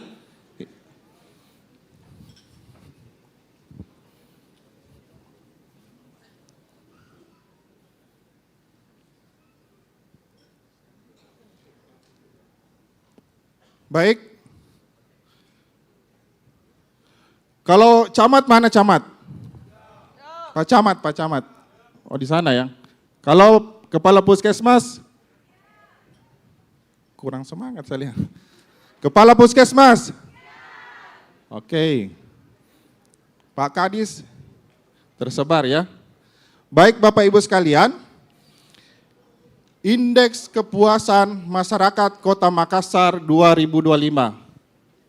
Jadi ini Bapak Ibu sekalian, soal hasil Indeks Kepuasan Masyarakat Kota Makassar 2025 ini adalah cerminan atau hasil tentang kerja pelayanan kita selama ini. Badan Riset dan Inovasi Daerah Kota Makassar, kerjasama Parameter Publik Indonesia Bapak Ibu sekalian. Nah, di sini saya mau sampaikan kepada kita bahwa badan riset di sini atau Brida kapasitasnya hanya mengontrol, memastikan bahwa kegiatan riset atau survei kepuasan masyarakat ini berjalan sesuai dengan koridor yang ada, yang dilakukan oleh Parameter Publik Indonesia. Jadi terkait masalah hasil IKM ini Bapak Ibu sekalian, Brida tidak tahu menau tentang itu. Yang hasilkan tentang hasil atau nilai IKM murni dari Parameter Publik Indonesia melalui persepsi publik. Itu Bapak Ibu sekalian. Nah, tentang IKM ini adalah amanah Undang-Undang Nomor 25 Tahun 2009 tentang pelayanan publik. Secara khusus di pasal 38 ayat 1 menjelaskan bahwa setiap penyelenggara pelayanan itu berkewajiban melakukan penilaian secara berkala. Jadi penilaiannya bukan hanya sekali tetapi dilakukan secara berkala. Nah, kemudian di Permen RB nomor 14 tahun 2017 itu menjelaskan tentang pedoman teknis penyusunan survei kepuasan masyarakat. Jadi dasar kegiatan SKM ini jelas tertuang dalam Undang-Undang Nomor 25 Tahun 2009. Lalu secara pedoman teknis itu sudah diatur di Permen PAN RB Nomor 14 Tahun 2017. Jadi kita sebenarnya Bapak Ibu sekalian di lembaga sisa melaksanakan kegiatan SKM ini. Baik Bapak Ibu sekalian, kita masuk di slide berikutnya. Nah, ini tentang Parameter Publik Indonesia. Jadi Parameter Publik Indonesia adalah lembaga profesional yang bergerak di bidang riset dan opini publik. Kami terbukti di berbagai macam event, termasuk event-event politik, survei politik, pilkada, pemilu, bahkan pileg.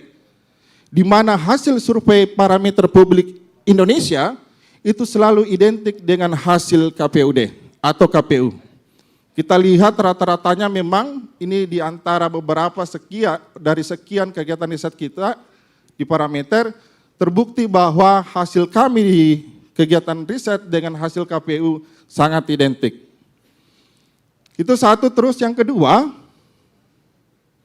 berikutnya, ini tentang hitung cepat yang kami lakukan di Parameter Publik Indonesia. Di tahun lalu di Pilkada kemarin, kami lakukan hitung cepat di dua kota yang berbeda, Kota Makassar dan Kota Kendari. Saya ingat waktu itu, untuk di Kota Makassar, Bapak Ibu sekalian, ada banyak lembaga survei yang melakukan hitung cepat, namun hanya Parameter Publik Indonesia yang tercepat mengabarkan ke publik Kota Makassar bahwa pasangan Mulia menang dengan angka yang spektakuler waktu itu. Ya. Begitupun di Kota Kendari. Kita lihat perbandingan antara hasil quick count Parameter Publik Indonesia dengan KPU setempat, itu rata-rata absolutnya atau selisih absolutnya hanya di bawah 1%. Jadi ini sengaja kami tampilkan Bapak Ibu sekalian, ini erat kaitannya persepsi kita terhadap nilai yang akan kita lihat bersama nanti.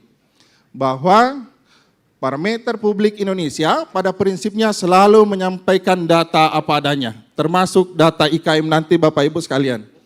Tentu nanti pada saat pemaparan Bapak Ibu lihat hasilnya, itu ada yang kecewa dan tentu ada yang senang. Tapi pada prinsipnya Bapak Ibu sekalian, saya atau kami di Parameter hanya menyampaikan apa adanya.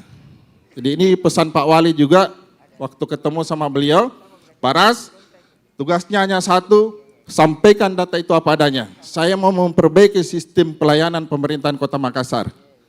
Itu poinnya Bapak Ibu sekalian. Baik, kita masuk di slide berikutnya tentang latar belakang. Tadi saya sudah singgung tentang dasar hukum pelaksanaan SKM. Berikutnya, tentang metodologi survei yang digunakan dalam kegiatan SKM ini Bapak Ibu, adalah menggunakan metode proportive sampling. Jadi lokus kegiatan SKM itu sudah ditentukan, di mana respondennya adalah mereka yang menerima pelayanan. Jadi berbeda dengan metode survei pilkada, metode survei SKM sebagaimana yang termuat dalam Permenpan RB tahun 2014 tahun 2017 itu jelas bahwa kegiatan SKM mesti menggunakan metodologi proportive sampling. Itu kemudian jumlah lokus kegiatan kita pada penelitian SKM kali ini yaitu sebesar 110 yang terdiri dari dinas, kecamatan, bagian, badan, dan puskesmas. Jadi lurah untuk SKM kali ini belum masuk, mungkin di tahun depan. Itu gambarannya. Lalu responden yang terlibat dalam kegiatan ini sebesar 3.566 responden yang terlibat langsung dalam kegiatan SKM. Nah, waktu pengerjaan kegiatan itu dilakukan mulai 13 Oktober sampai dengan 8 Desember Bapak Ibu sekalian. Atau lebih dari 2 bulan kami melakukan kegiatan SKM mulai dari persiapan, pelaksanaan kegiatan survei di lapangan sampai dengan tahapan pelaporan. Baik, berikutnya. Nah, ini unsur atau 9 unsur yang kita uji dalam kegiatan SKM Bapak Ibu sekalian.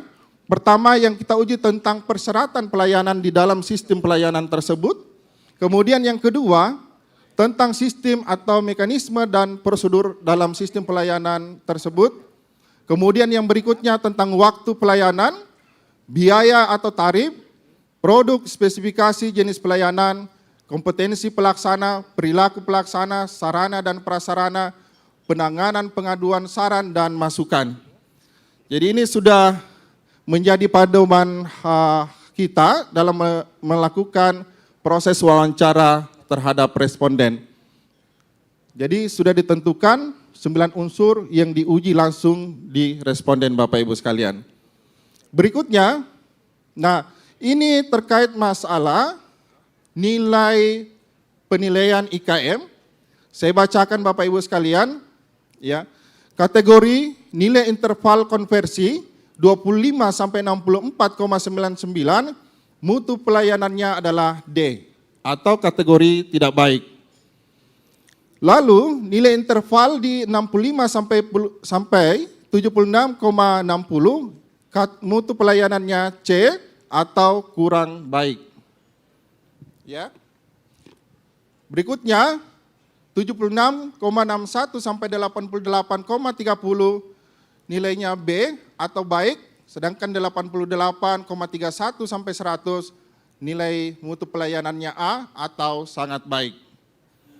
Ini sistem penilaian dalam IKM, Bapak Ibu sekalian. Berikutnya, kita masuk ke hasil dan rekomendasi. Ya, kita masuk di hasil dan rekomendasi. Kami bagi di 6 jenis urusan. Urusan pertama adalah urusan wajib pelayanan dasar. Kewajiban pemerintah daerah memenuhi kebutuhan dasar warga meliputi pendidikan, kesehatan, pekerjaan umum, dan penataan ruang serta sosial. Ini urusan wajib pelayanan dasar. Dan yang kita tunggu-tunggu Bapak Ibu sekalian, saya langsung tampilkan saja nanti nilainya. Secara nanti Bapak Ibu sekalian, untuk laporan lebih lengkapnya itu bisa diakses langsung ke Brida. Ini saya tidak tampilkan keseluruhan. Jadi sepekan lalu saya sudah presentasi atau pemaparan di Brida, lembaran laporan kami itu mencapai 300 lebih halaman Bapak Ibu. Jadi yang kami tampilkan dibuat singkat saja, tapi tanpa mengurangi substansi dari pesan yang kita akan sampaikan Bapak Ibu sekalian. Oke, berikutnya kita lihat untuk kategori sangat baik di urusan wajib dasar, pertama Puskesmas Maradekaya dengan nilai 98,906. Nyaris sempurna. Mana kepala puskesmasnya? Silakan berdiri. Ada hadiahnya enggak ini? Ada. Umroh. Ya. Kemudian berikutnya ada Puskesmas Macini Sawah dengan nilai 96,685. Ini luar biasa. Ya. Kemudian saya bacakan langsung ya. Puskesmas Barabaraya nilainya 95,363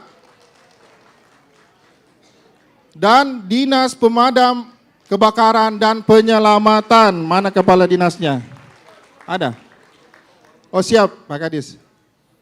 Ini nilai tak semua bahwa yang masuk kategori sangat baik dalam urusan wajib dasar. Pertama, Puskesmas Maradekaya, Puskesmas Macini Sawah, Barabaraya, dan Dinas Pemadam Kebakaran dan Penyelamatan. Baik. Ada sangat baik, dan ada yang kurang baik. Jadi yang kurang, kita rasa-rasa kurang baik, tarik memang nafas tak dalam-dalam. Berikutnya, kategori baik, Bapak Ibu sekalian. Saya hanya bacakan nama puskesmasnya saja, tanpa membacakan angkanya. Yang masuk kategori baik, Puskesmas Tarakan, Puskesmas Pampang, Puskesmas Bira, Puskesmas Andalas, Puskesmas Kodingareng, Dinas Penataan Ruang dan Bangunan,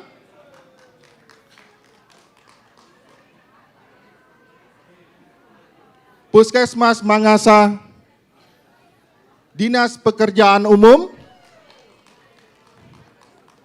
oh siap, Puskesmas Balla Parang, Puskesmas Antang Perumnas, Puskesmas Kasih-Kasih, Puskesmas Minasopa, Puskesmas Tamalan Rea Jaya, Puskesmas Batua, Dinas Kesehatan, Puskesmas Baranglompo, Puskesmas Patingan Luang, Dinas Sosial, Puskesmas Tamamaung, Puskesmas Todopuli, Dinas Perumahan dan Kawasan Permukiman. Ini kategori baik Bapak Ibu sekalian. Jadi PR kita adalah bagaimana terus meningkatkan sistem pelayanan kita agar tahun-tahun ke depan itu meningkat menjadi kategori sangat baik.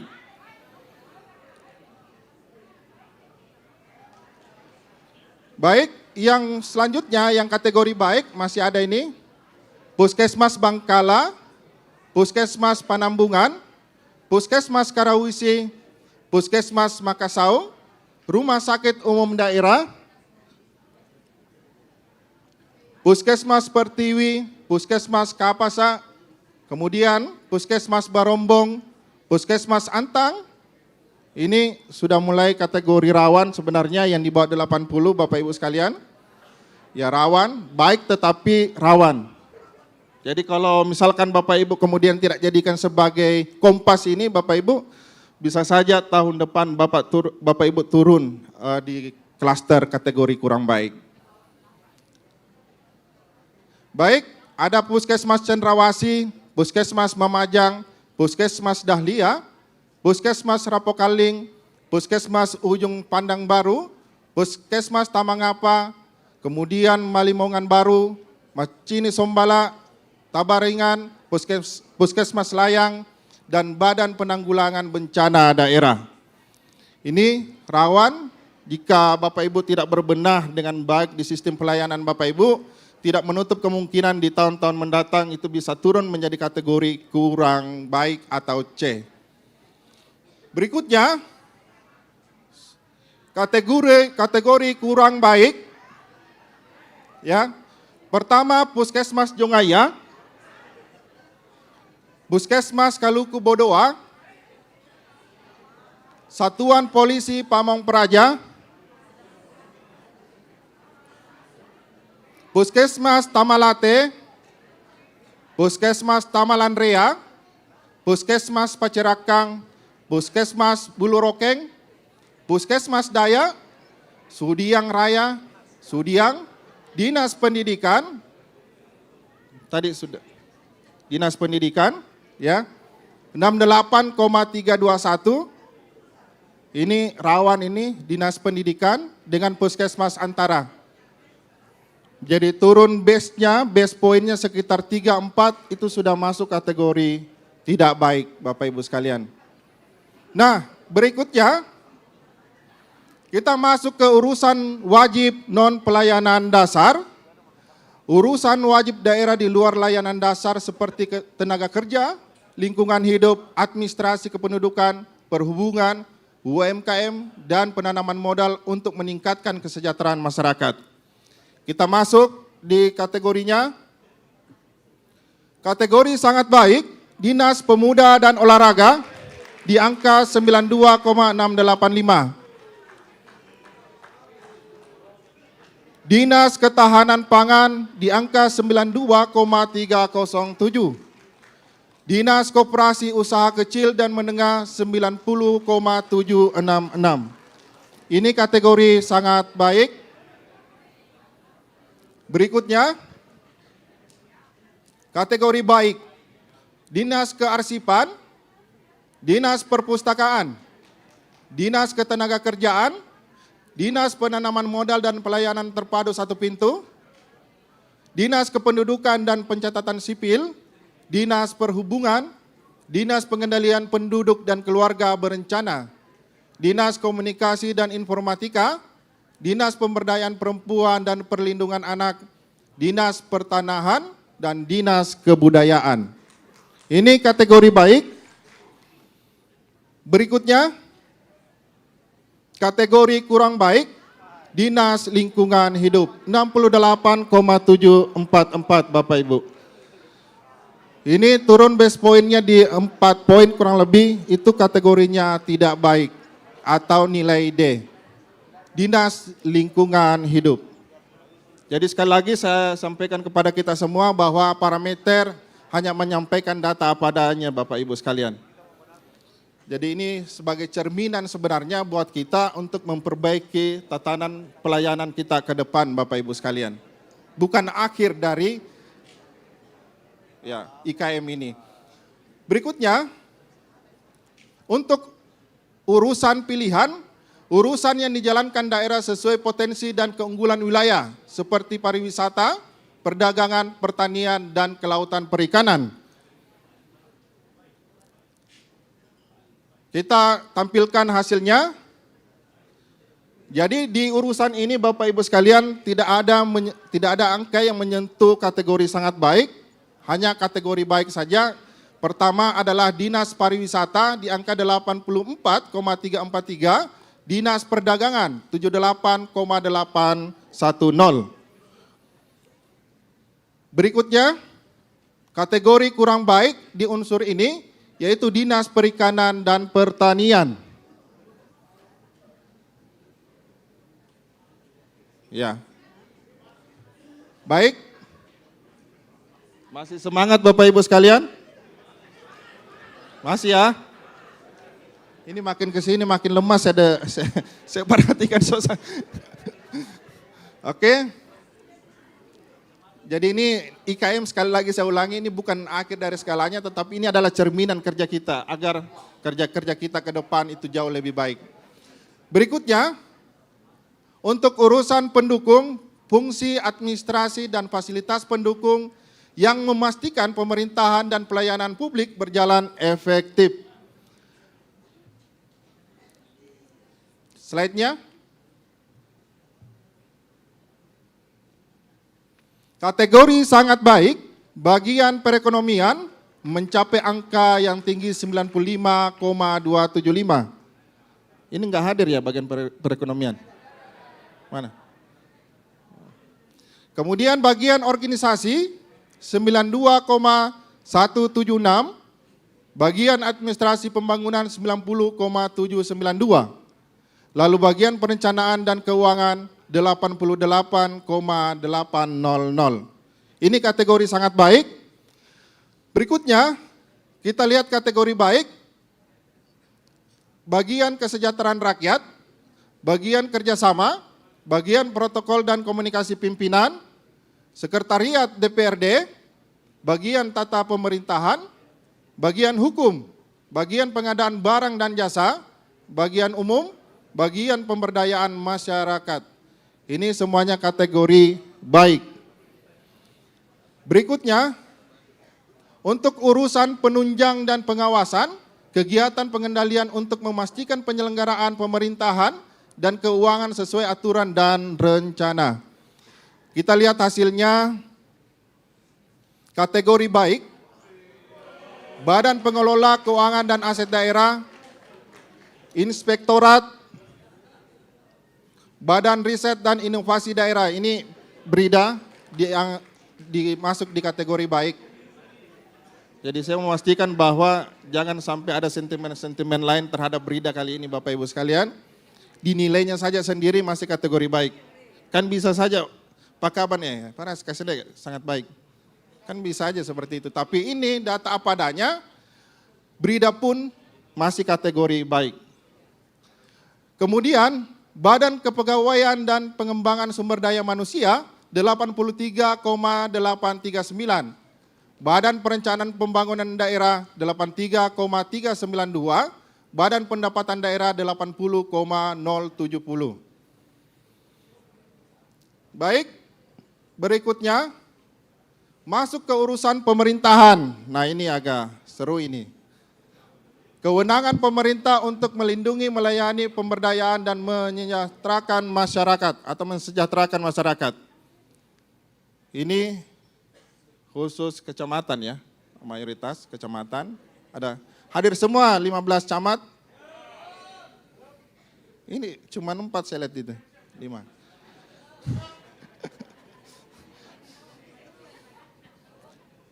Baik, udah tarik napas Bapak Ibu. Kita masuk di urusan pemerintahan untuk kategori sangat baik. Kategori sangat baik, Kecamatan Ujung Tanah dengan nilai 96,366. Kecamatan Talo 92,280. Badan Kesatuan Bangsa dan Politik Daerah 89,802.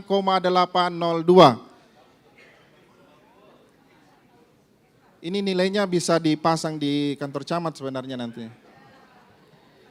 Jadi Ujung Tanah, Tallo, dan Badan Kesatuan Bangsa dan Politik Daerah, saya ucapkan selamat bisa menjadi contoh tahun ini untuk teman-teman yang lain. Berikutnya, kategori baik.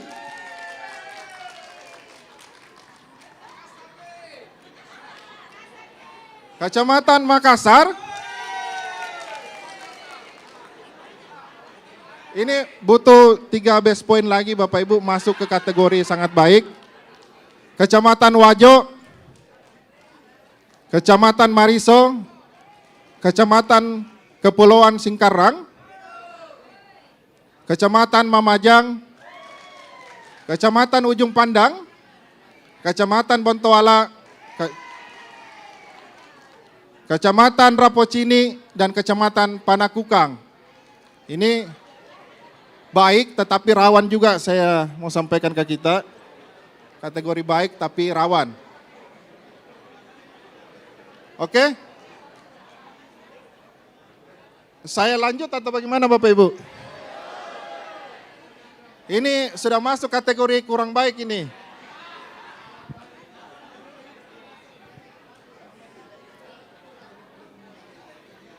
Saya sampaikan sekali lagi bahwa kami hanya menyampaikan apa adanya. Kita lihat bersama Bapak Ibu untuk kategori kurang baik. Kategori kurang baik, pertama Kecamatan Manggala, 76,498.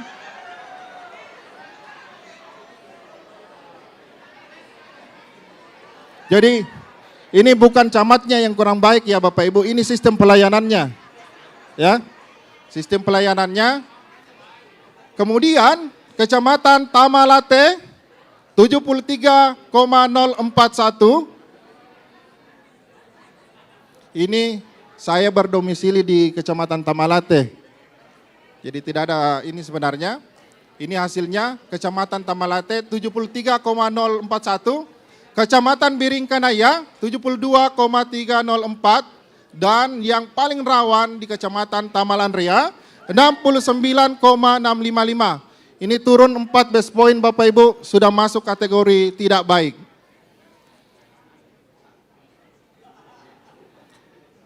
Baik, berikutnya.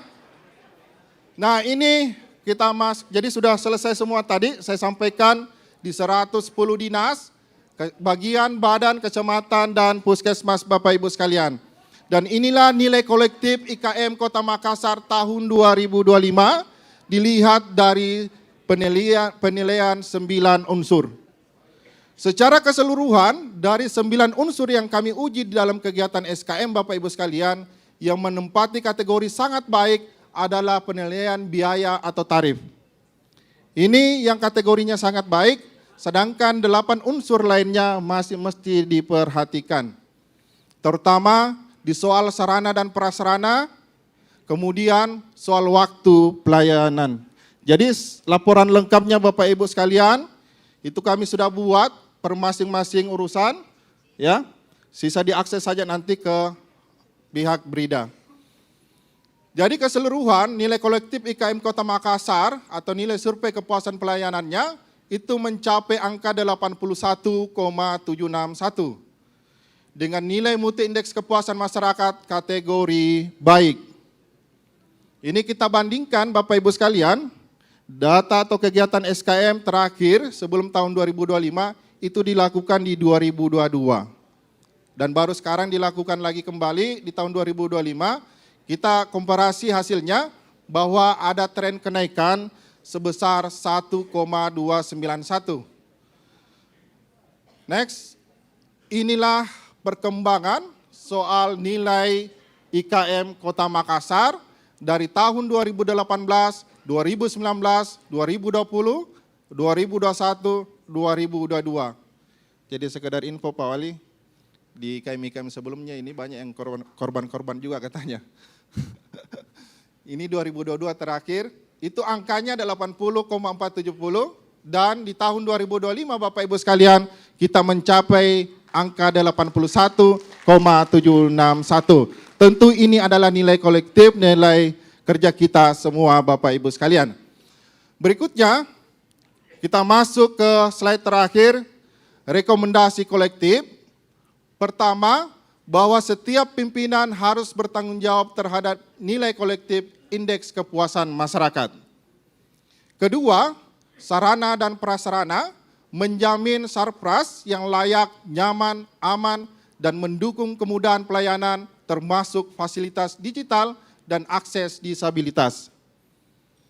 Kemudian yang berikutnya, waktu pelayanan mengoptimalkan kecepatan layanan melalui alur kerja yang efisien, antrian digital, serta penyesuaian jumlah petugas pada jam sibuk. Kemudian untuk produk spesifikasi layanan, memperjelas jenis layanan, biaya, dan output secara sederhana dan mudah diakses masyarakat. Sistem dan prosedur, menyederhanakan SOP, memangkas tahapan berlebih, dan menampilkan alur layanan secara transparan di semua kanal. Berikutnya, soal kompetensi pelaksana Bapak Ibu, ini meningkatkan kapasitas petugas melalui pelatihan rutin dan evaluasi berkala untuk menjamin profesionalisme layanan. Kalau perlu ada studi tiru ya, kayak studi tiru ke Singapura dan lain-lain sebagainya. Kemudian perilaku pelaksana, mendorong budaya pelayanan yang ramah, santun, dan responsif melalui penerapan standar perilaku yang konsisten. Nah ini menjadi catatan penting karena kebanyakan memang yang lokus penelitian kita itu catatannya selalu soal perilaku pelaksana. Bapak Ibu sekalian yang kita temukan di lapangan. Kemudian tentang persyaratan pelayanan, menyederhanakan dan menstandarkan persyaratan layanan agar jelas dan relevan. Penanganan pengaduan, memperkuat sistem pengaduan terpadu yang cepat, mudah diakses dan digunakan sebagai dasar perbaikan berkelanjutan. Dan yang terakhir adalah transformasi pemerintahan digital. Setiap pimpinan dinas, kecamatan, puskesmas, dan bahkan kelurahan harus mensosialisasikan penggunaan aplikasi Lontara Plus untuk mewujudkan pemerintahan digital yang terbuka dan responsif. Jadi data yang kami terima, baru kurang lebih 42.000 pengguna aplikasi aktif Lontara Plus. Ini kalau kita lihat dari total populasi penduduk yang ada di Kota Makassar, itu baru di bawah 2% pengguna aplikasi aktif Lontara Plus. Bapak Ibu sekalian, inilah hasil IKM Kota Makassar yang dipaparkan langsung oleh Parameter Publik Indonesia. Sekali lagi saya mau sampaikan Bapak Ibu sekalian, ini bukan tentang data saja, tapi ini tentang bagaimana kita beraksi agar tentang beraksi kita ke depan agar sistem pelayanan kita makin bagus, makin baik lagi ke depan Bapak Ibu sekalian. Demikian presentasi kami, lebih dan kurangnya mohon dimaafkan. Wabillahi taufiq wal hidayah. Assalamualaikum warahmatullahi wabarakatuh. Terima kasih Bapak Ras MD atas pemaparan presentasinya pada pagi hari ini. Jadi tidak ada dunia belum kiamat ya Pak? Dunia belum kiamat, masih banyak waktu, masih banyak kesempatan untuk memperbaiki. Jadi dunia belum kiamat untuk Bapak Ibu yang raportnya masih masuk kategori kurang baik atau kategori mau dibilang buruk juga jangan sampai nanti malah tidak termotivasi seperti itu. Jadi kita harapkan dari hasil indeks kepuasan masyarakat ini teman-teman semuanya bisa lebih termotivasi lagi dan bisa bekerja lebih baik lagi meningkatkan kinerja di tahun 2026. Nah saat ini kita akan panggilkan narasumber kita yang kedua yaitu Bapak Dr. Muhammad Idris. Silakan Bapak. Beliau adalah tim ahli pemerintah Kota Makassar dan juga Ketua Asosiasi Dosen Politeknik Tialan. Selamat pagi dan kami persilakan untuk memaparkan presentasinya. Baik, terima kasih. Bismillahirrahmanirrahim. Assalamualaikum warahmatullahi wabarakatuh. Yang saya hormati, kita banggakan bersama Pak Wali Kota beserta Ketua Tim Penggerak PKK, Ibu Wakil Wali Kota dan Kak Acok. Selamat pagi Kak Acok. yang saya banggakan seluruh Forkompinda yang hadir, yang saya hormati Pak Sekda, khususnya kawan-kawan kepala OPD yang mohon maaf saya tidak sebutkan satu-satu. Hari ini saya mewakili kawan-kawan dari tim ahli, ya Pak Andi Hudri tugaskan saya untuk paling tidak memberikan apa yang kita sebut dengan penguatan di refleksi ini. Alhamdulillah, tadi kita sudah mendapatkan report, tapi itu baru IKM, Indeks Kepuasan Masyarakat, sebagai sebuah cerminan ya. Dan sedikit agak saya loyo karena Kecamatan Tamalandrea itu agak turun hasilnya. Nah, terima kasih Pak Wali yang sudah menyelenggarakan refleksi ini. Kalau kita bicara refleksi itu kan paling tidak ada 3 hal yang kita ingin dapatkan dari refleksi. Yang pertama, apa yang kita sudah alami selama kurang lebih setahun ini. Ya, itu refleksinya. Dan setahun ini sebetulnya kalau Pak Wali dan Wakil Wali itu baru 10 bulan. Ya, jadi kita alami. Tapi tidak cukup sebetulnya itu. Kalau kita refleksi berikutnya adalah pengetahuan apa yang kita dapatkan dari 10 bulan itu. Ya, ada yang disebut dengan life goals dari pimpinan. Apa yang menjadi keinginan pimpinan itu seharusnya bisa jadi bahan evaluasi. Jadi sudah 2. Yang ketiga dari evaluasi itu atau refleksi adalah what next. Jadi tadi rekomendasi IKM itu kan kecil-kecil. Tapi kalau kita tidak kelola lalu tidak ada hasilnya. Oleh karena itu mohon maaf, saya akan menyampaikan hanya 10 menit. Ya, bagian yang kemungkinan bermanfaat untuk what next activity. Ini agak berbeda dari IKM. Kalau IKM ini 9 kategori, kebetulan saya ikut merancang undang-undang pelayanan publik, dan IKM ini lebih tertuju pada siapa penyelenggara pelayanan. Ya, nah terus, halo, judul bahan saya ini adalah bagaimana kita mengelola yang kita sebut terakhir ini konsepnya adalah impactful governance. Jadi Pak Wali Kota, Wakil Wali Kota dalam dokumen RPJMD-nya itu kalau kawan-kawan buka, substansinya adalah pemerintahan yang berdampak. Ya, jadi impactful governance. Saya mohon maaf sedikit agak teoritis ini karena IPM itu adalah cermin. Cermin dari apa? Dari keputusan dan eksekusi. Keputusannya bagus tapi eksekusinya amburadul, ya IKM-nya seperti itu. Makanya kita bicara impactful. Dampaknya apa? Masyarakat tidak tahu, kita rapat koordinasi, tapi tidak mengetahui apa hasilnya bagi mereka. Impactful. Jadi kita pertebal impact-nya, dampaknya. Kalau selama ini ya kita paling sibuk dengan input, output, outcome. Paling ujung itu yang ditunggu masyarakat adalah impact-nya. Makanya kita menakar 1 tahun atau 10 bulan ini, seberapa kuat kawan-kawan mengetahui apa impact dari pekerjaan selama kurang lebih 10 bulan. Nah ini kira-kira poinnya. Terus, halo. Nah, kira-kira pertanyaan utamanya adalah apa sih sebetulnya refleksi yang kita ingin dapatkan pembelajarannya kurang lebih 10 bulan ini. Yang pertanyaan yang paling penting adalah apakah visi wali kota, wakil wali kota itu sudah diterjemahkan oleh OPD? Periksa kembali Renstra OPDTA. Apakah Renstra OPDTA ini kita sudah perbaiki betul sesuai dengan keinginan RPJMD? Sehingga IPM ya seperti yang digambarkan oleh survei tadi itu tidak jalan sendiri. Jadi kita sebut prosesnya itu pasti ada sehingga IPM tak rendah. puskesmas, terminal, SD, ya, kelurahan, kecamatan itu kan pelaku utama dari layanan publik.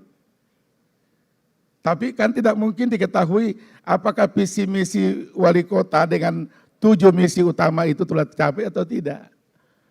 Nah, mohon izin saya perlihatkan refleksi ini, paling tidak misalnya refleksi tata kelola, apakah OPD masih bekerja sektoral atau sendiri-sendiri atau sudah terbiasa untuk mempraktekkan collaboration model. Saya terus terang agak khawatir kalau visi misi wali kota ini kita tidak terjemahkan secara baik. Karena begini, pemerintahan itu kan ada 2 sayapnya. Sayap pertama adalah sayap politik. Apa yang diputuskan itu adalah keputusan politik.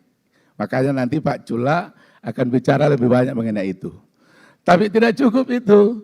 Sayap kedua adalah sayap administratif teknokratik. Nah, ini yang saya melihat bahwa masih ada OPD yang kemungkinan tidak memperbaharui renstra OPD-nya, kemungkinan. Kalau nanti akan ada tim yang akan mengevaluasi ini, jangan-jangan masih ditemukan ada renstra OPD yang hanya ganti kulit, ganti tahun. Itu yang saya ingin perlihatkan. Jadi jangan-jangan tidak selaras refleksi kesiapan 2026 ini sangat penting, Pak, Ibu Bapak sekalian. Jadi 10 bulan Pak Wali Kota, RPJMD-nya baru ditetapkan bulan Agustus, RKPD-nya baru ditetapkan sesudahnya, memang agak sempit. Insya Allah Pak Wali Kota akan menyampaikan serapan anggaran, ya, capaian fisik, tapi itu ukuran-ukuran umum yang kemungkinan disebabkan tidak tercapainya karena banyak faktor. Nah, oleh karena itu, ini yang sangat penting kita paling tidak merujuk ke situ, bagaimana koordinasi lintas OPD dilakukan. Dan isu-isu pentingnya adalah misalnya memperkuat juga budaya resiko di pemerintahan. Nah, oleh karena itu kawan-kawan sekalian, para kepala OPD, kepala unit, apa yang menjadi cermin paling tidak satu indeks tadi, banyak sekali indeks. Indeks kepuasan masyarakat, indeks kepemudaan, pembangunan kepemudaan, itu juga harus dimunculkan. Ya, bagaimana tingkat keinginan masyarakat muda kita di Makassar itu kita harus respon. Dan poinnya adalah bagaimana pemerintahan itu semakin bergeser ke pemerintahan yang berpengetahuan. Nah, berpengetahuan itu substansinya adalah jangan ada keputusan yang tidak ada basic pengetahuannya.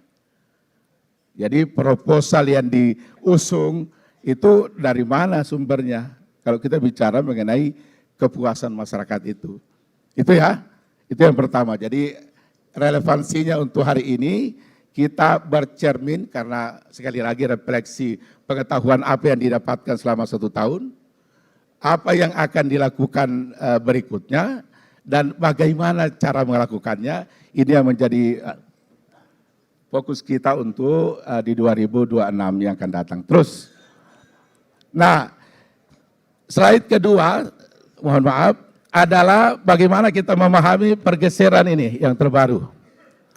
Jadi selama ini kita masih menggunakan paradigma good governance. Ya, good governance itu kira-kira standar-standar normatifnya lah.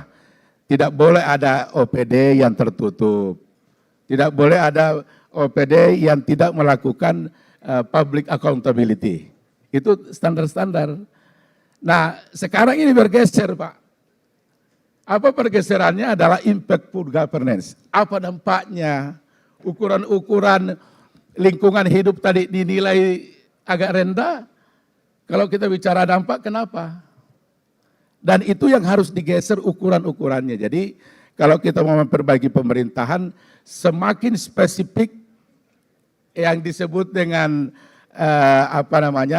ukuran kinerjanya itu semakin bagus. Karena kita memudahkan untuk mengoreksi. Jadi impactful governance ini tetap basisnya good governance, ya, tetapi dikembangkan menjadi bagaimana mengukur kira-kira dampaknya. Nah, untuk mengukur dampak itu, misalnya 9 poin indikator mengenai pelayanan publik, itu masih ada rinciannya ke bawah. Jadi ini tata kelolanya harus diperbaiki. Kawan-kawan sekalian, jangan berharap Kota Makassar ini maju kalau pergantian kepemimpinannya saja yang terjadi, tapi tidak ada pergantian shift of paradigm dari birokrasinya. Jadi birokrasi yang menentukan. Yakin saya dimanapun pemerintahan di Indonesia termasuk di dunia, ya tidak mungkin bisa jalan bagus tanpa birokrasi yang kuat. Yakin saya. Itu ya. Dan saya kira kita sependapat, inilah yang kira-kira menjadi tujuan kita. Bagaimana memperkuat penebalan pemahaman kita terhadap impact atau dampak. Nah, slide berikutnya ini untuk memperkuat saja. Jadi, untuk memperbaiki tata kelola yang tadi kita sebut impactful itu paling tidak ada 4 pilar yang kuat. Yang pertama adalah komitmennya. Ya, jadi tata kelola komitmen itu ditandai dengan perbaikan fundamental planning. Nah, di sini tadi yang saya pertanyakan di refleksi, sejauh mana kawan-kawan OPD menanyakan kepada dokumen perencanaan jangka menengah RPJMD, koneksi kebijakannya dengan apa yang dilakukan oleh di OPD, kecamatan, atau di puskesmas, di kelurahan. Periksa di sini. Yang pertama yang paling di bawah. Jadi ini fondasinya semua. Tidak ada yang di atas yang benar kalau fondasinya salah. Tidak ada komitmen. Apa itu komitmen? Adalah harapan-harapan politik yang dilembagakan ke dalam dokumen. Nah, ini yang kalau kita bicara sinkronisasi, di sini biasanya muncul permasalahan. Komitmen Pak Wali Kota dengan Ibu Wakil Wali Kota di RPJMD tidak dijadikan komitmen bagi kawan-kawan di OPD atau di unit layanan, agak sulit itu. Nah, tapi poin yang dari gambar ini adalah bahwa apapun yang kita kerjakan, perbaikan layanan, dan seterusnya hanya bisa kalau ada komitmen yang kuat. Bayangkan Pak Wali Kota seorang yang memiliki background dunia usaha, yang di sini biasanya di RBB, rencana bisnisnya, dan turun di cascade ke bawah. Adik kita biasanya agak kesulitan di sini, ya, melakukan cascading yang benar. Nah, di sana juga ada visi misinya, di situ juga ada kode etiknya. Ya, mohon maaf, ini di refleksi ini paling tidak pembelajarannya adalah kalau kita mau memperkuat governance, maka komitmennya dulu. Jangan sampai ada kepala OPD yang hatinya belum utuh untuk nyambung dengan keinginan Pak Wali Kota. Ya, hatinya dulu, hatinya. Ya, kalau pikirannya biasanya digerakkan oleh hati. Ya, itu yang pertama. Tapi ini tidak mungkin bisa mencapai yang di atas itu, outcome, kalau tidak ditopang oleh 2 pilar yang lain. Pilar yang kedua adalah struktur. Ya, tapi perhatikan ini strukturnya. Jangan sampai ada pekerjaan yang baru tapi masih struktur lama. Izin Pak Wali Kota, ini mungkin juga kita membiasakan kawan-kawan di OPD, walaupun ada bagian organisasi yang mengawal Permendagri, tapi kebutuhan kota itu sangat berkembang. Dan oleh karena itu memungkinkan kita melakukan apa yang disebut adaptasi struktur. Subbagian, seksi, ya, itu bisa diganti, judulnya tetap seksi A, tapi isinya diganti dengan urusan yang baru. Nah, itu yang disebut dengan struktur. Jadi jangan berharap akan ada perbaikan impactful kalau bangunan governance ini tidak diperbaiki. Jadi selamanya kita akan mendapatkan rapor merah, ya, karena tidak ada tata kelolanya. Poinnya adalah tata kelola. Yang berikutnya adalah proses. Nah, ini yang tadi diukur-ukur ini. Ya, IPM, IKM, ya. Itu semua adalah indeks yang menunjukkan kecenderungan capaian kinerja kita. Nah, dibiasakan SOP. Nah, saya mohon izin betul, banyak sekali fakta yang saya lihat, yang SOP ini memang tinggal di tempat, Pak, mohon maaf. Jadi SOP-nya sudah ada, tapi lain tona kerja. Dan itu fakta. Kesalahan kita atau kekalahan kita dari bisnis adalah konsistensinya dia pada SOP. Nah, kalau kita insya Allah SOP-nya di lemari, ya SOP-nya di laci, tidak dipraktekkan. Ya, mohon saya titipkan ini, nanti akan ada tim yang akan melakukan evaluasi Pak Wali Kota terkait dengan bagaimana manajemen kinerjanya. Karena di sini ada dua. Yang pertama adalah apakah dia connecting dengan kebijakan, dan yang kedua adalah apa kira-kira ukuran dampaknya. Nah, yang terakhir dari pembangunan ini adalah tata kelola hasil. Ya, tata kelola hasil itu juga termasuk IPM, tapi dia belum cukup sampai di final. Tata kelola hasil itu adalah pengakuan langsung dari masyarakat dari kualitas delivery model. Nah, ini 4 bagian ini saya sengaja sampaikan sebagai bagian dari refleksi ini untuk mengatakan bahwa kalau kita ingin Makassar bergerak dan itu harus di 2026 jauh harus lebih kuat, maka pastikan 4 pilar ini kita jadikan alat koreksi di 2025 dan akhirnya di 2026 itu kita sudah betul-betul ongoing dengan kekuatan yang penuh. Oke, saya kira ini kemudian terakhir, saya kebetulan izin nanti, mohon izin Pak Wali, jam 11 ada kegiatan ujian, ya, ada sertifikasi, sehingga saya tidak bisa menyelesaikan sampai semua hal yang ada di sini. Terakhir sekali, nah ini kira-kira jadi impactful ini banyak, tapi poinnya adalah tidak akan ada lagi orang yang one man show. Tidak ada lagi OPD yang tidak mungkin bekerja dengan melibatkan pihak yang lain. Jadi fokusnya ke sini, mohon izin saya tidak jelaskan satu-satu. Poinnya terakhir dari forum ini, saya menyampaikan selamat Pak Wali yang telah memulai kegiatan di 2026 ini dengan terlebih dahulu membuat cermin yang bagus bahwa komitmen kita untuk memperbaiki tata kelola pemerintahan itu hanya bisa kalau semua pihak yang terlibat itu menyadari kita mulai dari keputusan politik. Tidak mungkin keluar dari RPJMD itu dulu. Mungkin itu yang saya sampaikan. Izin Pak Wali. Terima kasih. Assalamualaikum warahmatullahi wabarakatuh. Terima kasih Bapak Dr. Muhammad Idris, DPM SI, yang mewakili tim ahli pemerintah Kota Makassar telah memaparkan kepada kita bahwa yang terpenting saat ini bukan hanya good governance, tetapi juga impactful governance, di mana apa yang kita lakukan, keputusan dan juga kinerja kita harus berdampak kepada masyarakat. Kita undang narasumber yang ketiga pada hari ini, yaitu Bapak Dr. Adi Suryadi Chula, MA.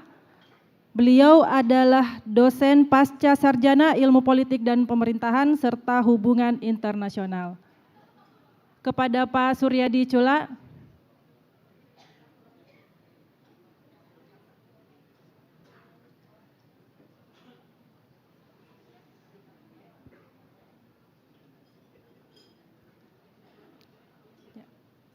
Silakan Pak.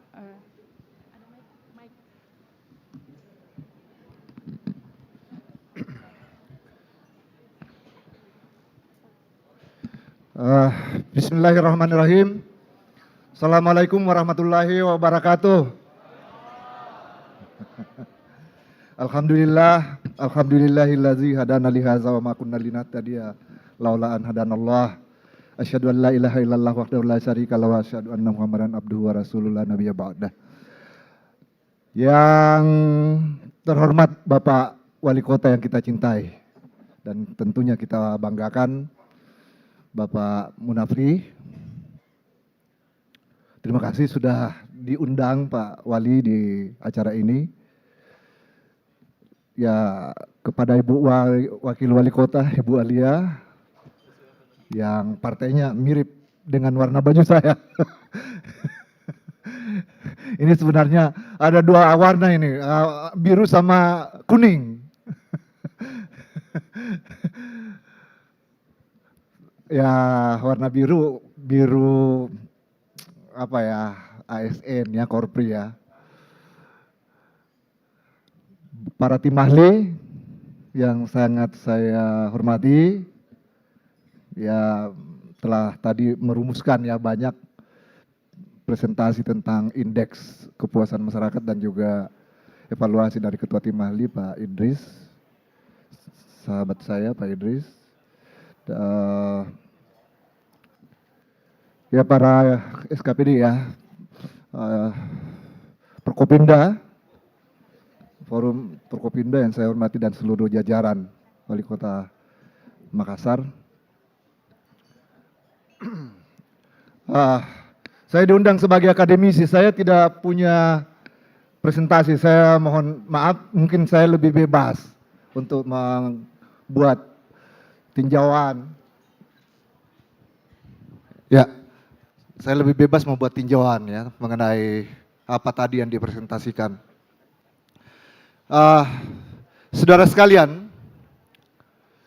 tadi saya banyak diskusi dengan Pak Iyas, Pak Ilham Arif Sirajudin, Pak Iyas, wali kota legendaris kita ya, yang saya kira patut kita kenang dengan sangat monumental masa periode beliau sepanjang pemerintahan. Saya lupa tadi juga menyebut Pak Sekda ya, yang telah memberi kesempatan juga kepada Kepala Brida ya Pak Edil. Nah, kota itu berasal dari istilah sivitas. Sivitas itu sering kita dengar sivitas akademika. Jadi yang disebut dalam bahasa Inggris disebut city. Nah, saya sebentar mungkin sebelum masuk ke hasil evaluasi tadi. Sivitas itu adalah kumpulan orang yang menyatu di dalam sebuah pemukiman yang disebut sivitas. Dulu ada seorang ilmuwan abad pertengahan ya, Saint Augustinus itu menyebut dua macam sivitas kota ya. Satu civitas Dei, dua civitas terrena. Nah, civitas Dei itu adalah kota yang diwarnai warganya dengan kebahagiaan. Diwarnai dengan spiritualisme. Diwarnai dengan banyak sekali ajaran-ajaran tentang kebijakan dan juga kinerja yang ditunjukkan di dalam masyarakatnya. Itu civitas Dei. Civitas terrena itu adalah kota di mana gambaran buruk dari sebuah kota itu terjadi, di mana kejahatan. Bahkan civitas terrena itu sebetulnya artinya adalah kota iblis. Kota yang diwarnai dengan kejahatan. Nah, saya kira kita mendambakan sebuah utopia ya. Utopia tentang sebuah kota. Utopia itu bukan sesuatu yang tidak bisa diwujudkan. Sebenarnya visi misi itu banyak tergantung dari apa yang itulah yang sebenarnya disebut sebagai gambaran tentang yang ingin diwujudkan dari sebuah kota. Nah, civitas Dei itu yang dianggap sebagai kota ideal ya pada zaman pertengahan. Tetapi faktanya banyak kota yang berkembang kemudian tidak mengalami masa yang panjang, bahkan kemudian banyak kota yang kemudian tamat riwayatnya. Nah, kita bayangkan bencana yang melanda banyak wilayah saat ini. Sebenarnya berbicara tentang kota, ada kota yang bahkan kemudian mati dan ditinggalkan oleh penghuninya. Itu akibat dari bencana atau mungkin dekadensi moral yang ada di dalam masyarakatnya. Nah, kota itu oleh seorang ilmuwan itu dianggap mirip seperti manusia. Jadi dia dilahirkan, berkembang, dan kota itu kemudian mati. Dan banyak kota-kota di dunia itu yang kemudian punah. Banyak kota-kota yang di dunia kemudian riwayatnya hanya menjadi fosil. Karena bencana, seperti misalnya Chernobyl ya, ada satu kota di Ukraina ya sekarang. Ada karena bencana, ya mungkin juga gempa, termasuk Pompei. Itu satu kota yang kemudian hilang dan ditinggalkan oleh penghuninya. Bahkan penghuninya terkubur di dalam bencana itu. Ada kota yang di Namibia bahkan itu pernah menjadi negara maju kemudian tertimbun padang pasir. Banyak lagi sebetulnya yang bisa kita sebutkan sejumlah kota ya. Seperti juga antara yang ada di Jepang yang kemudian ditinggalkan oleh penghuninya. Tapi ada juga kota yang berumur sangat panjang. Ada kota yang bahkan umurnya bahkan 10.000 tahun. Saya membayangkan Makassar sebenarnya berusia lebih panjang dari itu bahkan. Ada kota Jericho di Yordania, itu dari data tentang kota-kota tertua di dunia, Jericho itu dianggap kota tertua di dunia. Jadi bukan Mesopotamia dan Mesir, lebih tua lagi dari Mesopotamia dan Mesir. Kota Jericho di Yordania, mungkin penting juga untuk melihat suatu saat ya. Kenapa kota itu bisa bertahan? Ada survival dan yang terjadi di warganya. Ada faktor kepemimpinan. Ada tata kelola sumber daya alam, sumber daya manusia yang bisa membuat kota itu bisa survive. Lebih dari 12.000 tahun yang kalau dihitung itu sekitar tahun 9.000 sebelum Masehi. Nah, ini problem yang memang dialami oleh kota, bagaimana kota itu bisa survive. Data-data tadi sebenarnya kalau itu real, itu bisa kita nilai menjelaskan survival yang ditunjukkan ya, Kota Makassar. Apakah ada fluktuasinya, ada progresnya? Ya kita lihat ternyata indeks yang ditunjukkan tadi itu dari sekian tahun, berapa periode ada kenaikan ya. Nah, ini yang mungkin nanti juga masih harus diuji ya secara real, tetapi data itu paling tidak sudah memberi gambarannya, parameter bahwa ada pencapaian yang sudah diwujudkan ya sepanjang kepemimpinan Pak Wali Kota, Pak Munafri. Nah, kota itu sivitas ya, jadi sivitas atau city. Ada satu istilah lagi yang disebut urbs atau urban. Urban itu istilahnya kota juga. Tapi urban itu adalah istilah untuk melihat bentuk dari kota itu seperti apa. Urban namanya. Karena itu urban dalam artian kota itu sering diistilahkan lebih banyak dikaitkan dengan gaya hidup, arsitekturnya, tata fisik ya, infrastruktur yang berhasil dibangun dan kultur yang berkembang di dalam masyarakatnya. Itu urban, kota juga. Nah, baik urban maupun city sebenarnya menggambarkan bahwa kota itu sebenarnya adalah sebuah produk sosial. Nah, bagaimana kota itu dikelola sebagai sebuah tatanan sosial? Bagaimana kota itu dikelola sebagai sebuah struktur sosial, sebagai sebuah dinamika sosial? Ada 3 dimensi. Nanti saya mau masuk dari 3 dimensi ini terkait dengan hasil survei tadi. Tadi saya sempat diskusi dengan Pak Iyas, banyak sekali juga tentang pengalaman beliau. Dimensi pertama dari kota itu adalah dimensi praktis spasial. Dimensi praktis spasial itu adalah ruang fisiknya kota itu.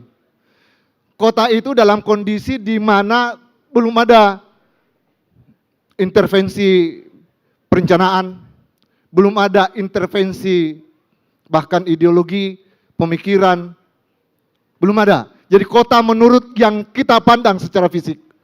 Kota menurut apa adanya yang terlihat. Jadi belum disentuh atau berjalan mungkin ya kalau kita sebut sebagai dinamika yang bersifat autopilot. Jalan sendiri, tanpa pemerintahan kota itu hidup. Tanpa ada satu pun tatanan pemerintahan, kota itu jalan sendiri. Itu praktis spasial. Ada yang kedua, dimensi ruang representasi. Di mana kota itu dibentuk berdasarkan keinginan orang-orang yang menjabat misalnya. Keinginan para elemen-elemen pemerintahan yang berkuasa. Keinginan dari para investor, pengusaha, dunia bisnis. Itu dimensi representasi ruang. Jadi kota itu dibentuk dari atas. Tadi Pak Yas saya sempat diskusi visi misi Pak Wali Kota itu sangat bagus. Tapi apakah benar yang melaksanakan itu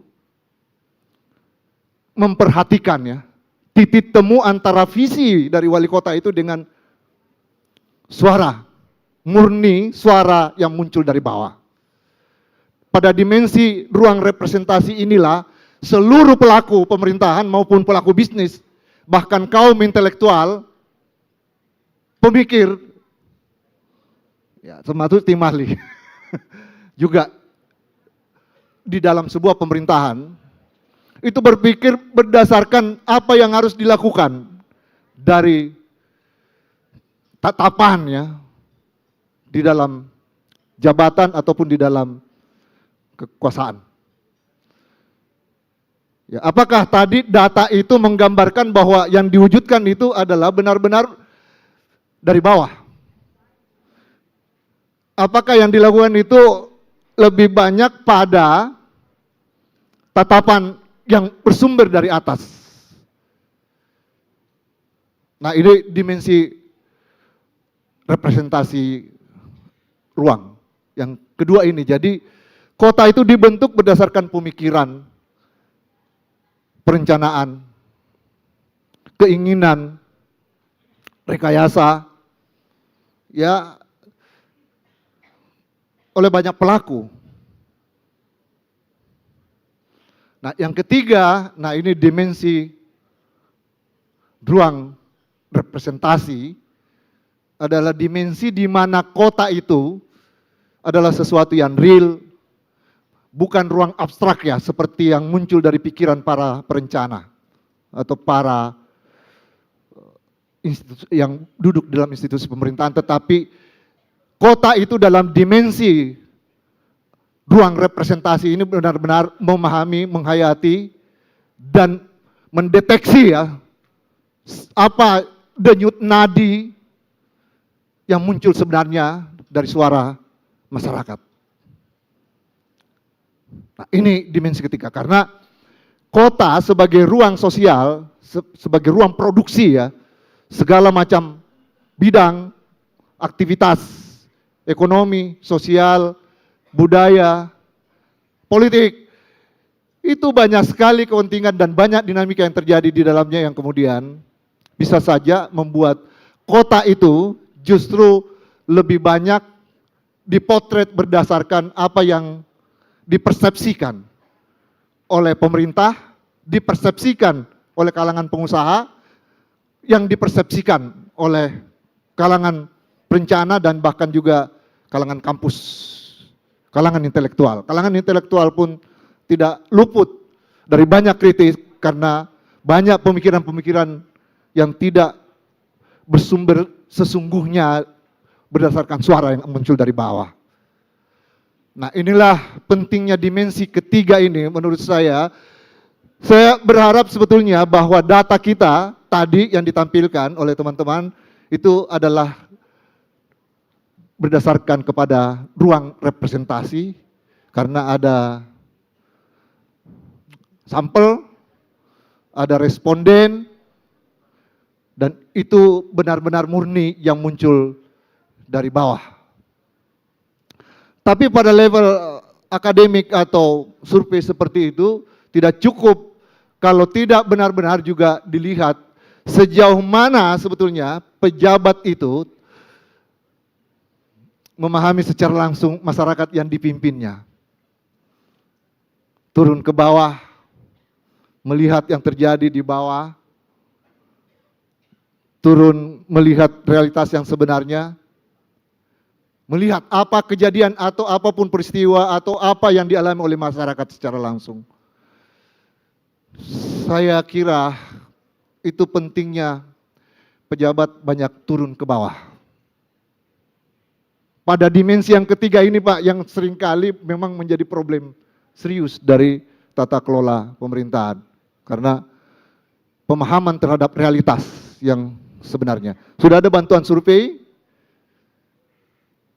Pak Munafri saya lihat rajin turun, bahkan saya ikut yang lalu itu ada berita tentang pasar ya, pasar Butung kalau tidak salah. Tapi ada satu yang saya kutip dari Pak Wali Kota mengatakan, ini kita sudah selesaikan tetapi jangan lupa pedagang yang sudah membayar kontrak kalau tidak salah, Pak Wali mengatakan itu. Kita tidak akan melakukan program ini kalau tidak benar-benar ada kepastian terhadap mereka, nasib dari para pedagang yang sudah membayar kontrak. Itu sentuhan yang sebenarnya sudah langsung ya dirasakan oleh masyarakat. Pak Iyas juga mungkin bisa jadi contoh. Dulu beliau ya ada istilah sombere ya. Istilah sombere mungkin juga itu sebagai sebuah kultur ya. Kultur ini sangat penting karena sentuhan terhadap dimensi ketiga itu banyak berkaitan dengan budaya.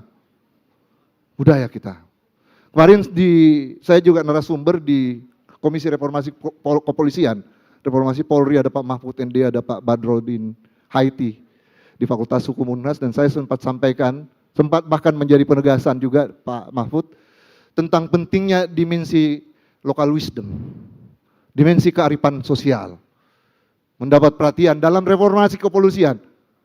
Reformasi kepolisian hanya sekedar institusi saja, hanya sekedar regulasi saja itu tidak akan menyelesaikan masalah. Dan salah satu yang sangat penting bagi polisi itu adalah memahami kearifan lokal.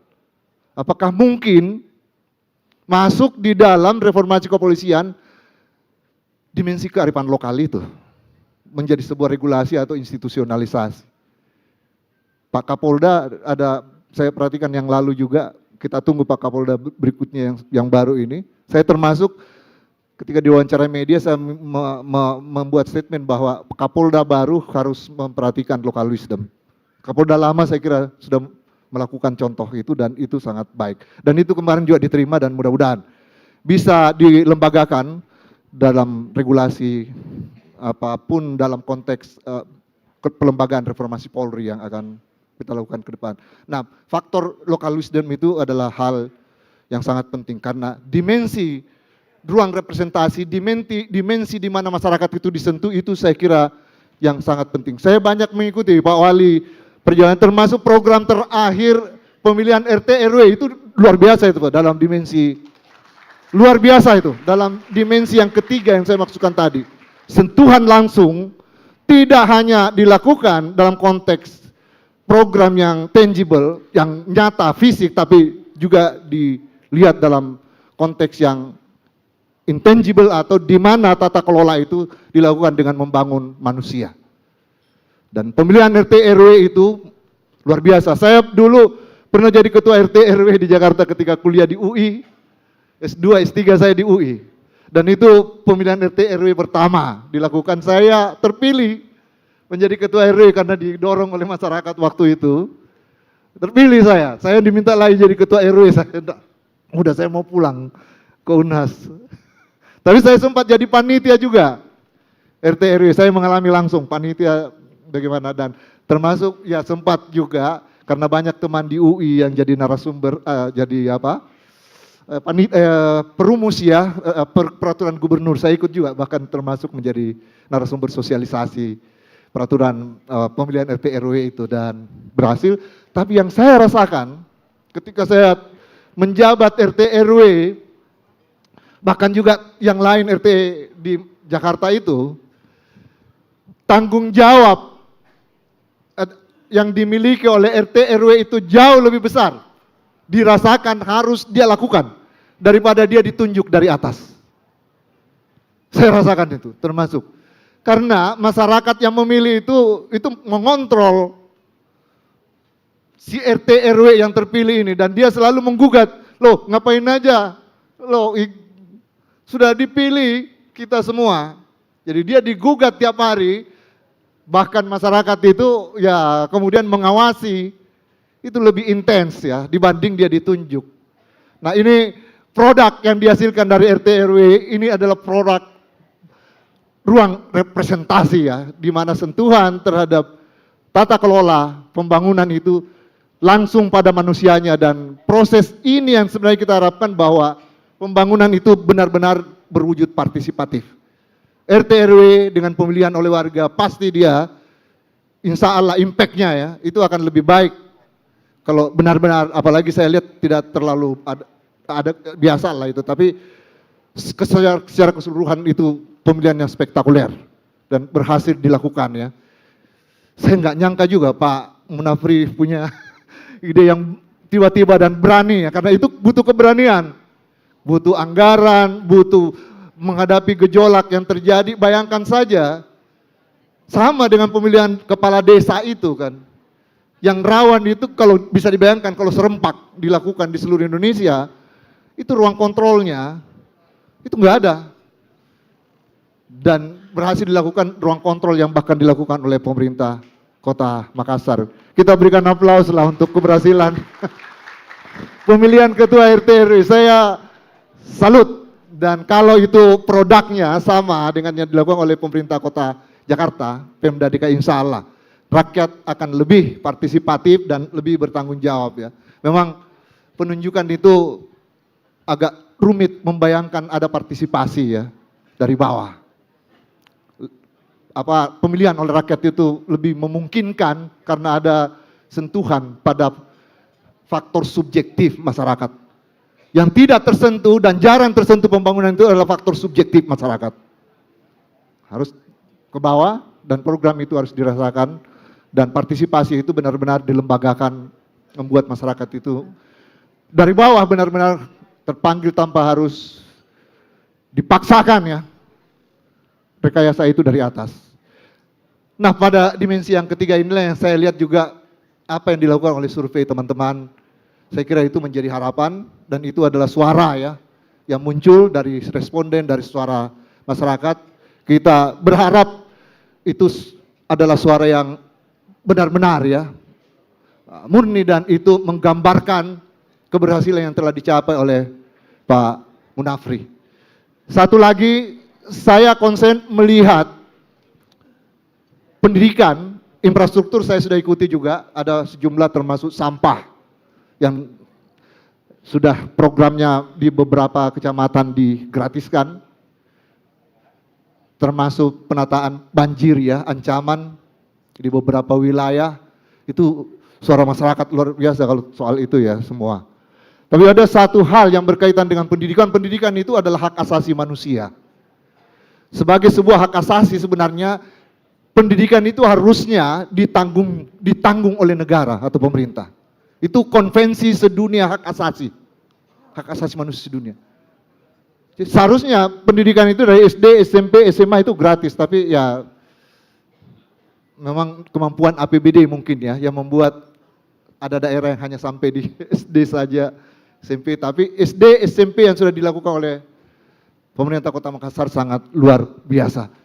Yang kita berikan inilah apresiasi juga. Saya mengikuti bahkan terobosan ya yang tidak ada di dalam anggaran itu secara terformat, tapi ternyata bisa dilakukan secara partisipatif. Bahkan ada dunia industri, ada Pelindo, ada Bu Soa, ada Mohon maaf Pak. beberapa. Nah itu saya kira saya ingin kemukakan sebagian terakhir, dan itu adalah sentuhan yang bersumber dari dimensi ketiga dalam pembangunan kota, di mana pentingnya kultur, pentingnya perilaku, dan sentuhan langsung. Dan Pak Wali Kota kita, mudah-mudahan beliau sehat.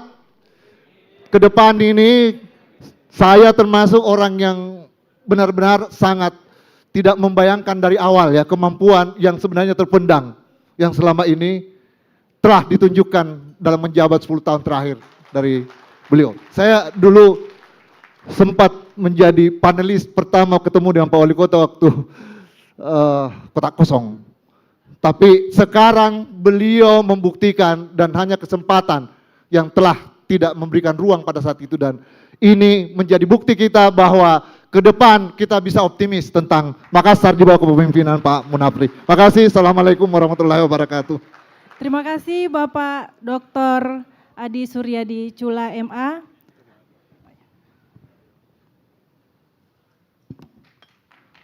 Terima kasih Bapak atas pemaparannya terkait dengan kota atau urban, di mana persoalan di perkotaan memang ini sangat rumit sehingga dibutuhkan kerja keras kita semua, bukan hanya pemerintah Kota Makassar tetapi juga seluruh masyarakat Kota Makassar untuk menciptakan kota yang layak huni dan baik untuk kita semua.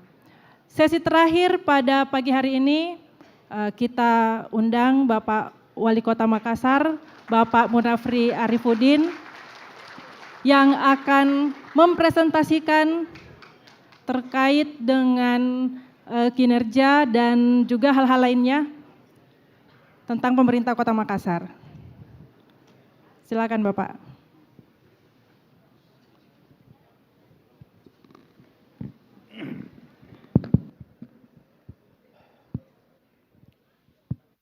Bismillahirrahmanirrahim. Assalamualaikum warahmatullahi wabarakatuh. Selamat siang, salam sejahtera untuk kita semua. Shalom. Bapak Ibu yang saya hormati, di tengah-tengah kita masih hadir Bapak Ilham Arif Sirajuddin, hadir Ibu Wakil Wali Kota Makassar, para tim ahli dan rekan-rekan Forkopimda, juga beberapa masih ada panelis yang hadir di tengah-tengah kita. Dan untuk kesempatan ini bersama dengan seluruh perangkat SKPD dan para camat, dirut Perusda, kepala puskesmas, saya berharap ini menjadi benar-benar menjadi refleksi untuk kita semua, bagaimana pengalaman tahun 2025 ini melihat apa yang baik untuk dilanjutkan ke tahun berikutnya dan apa yang kurang baik untuk ditinggalkan atau ditingkatkan, sehingga pola pelayanan pada masyarakat, indeks pertumbuhan yang kita inginkan bisa kita jalankan secara selaras dan bersama. Saya akan memulai dengan beberapa angka-angka, dan kalau kita bicara masalah visi, misi, tentu ini akan menjadi sesuatu hal yang tidak akan pernah kita lupakan, karena visi misi inilah merupakan basic dasar bergeraknya kita untuk menuju ke sebuah proses pembangunan selama 5 tahun yang akan datang. Dan saya pikir ini sudah menjadi materi yang tetap untuk kita, yang di mana-mana setiap ada persentase baik di dalam maupun di luar negeri, visi misi ini terus kita gaungkan secara bersama-sama. Di sini kita akan membangun sebuah komitmen bersama bagaimana Kota Makassar ini bisa tumbuh, bisa maju, bisa memberikan kesejahteraan kepada masyarakat. Next slide. Dalam angka-angka pun seperti itu, Kota Makassar kalau kita lihat, alhamdulillah setelah dirilis oleh Badan Pusat Statistik, Makassar ini tumbuh di atas 5%. Kita tumbuh 5,39%. Kita tumbuh di atas pertumbuhan ekonomi nasional dan pertumbuhan Sulawesi Selatan. satu starting point yang sangat baik di tahun 2025.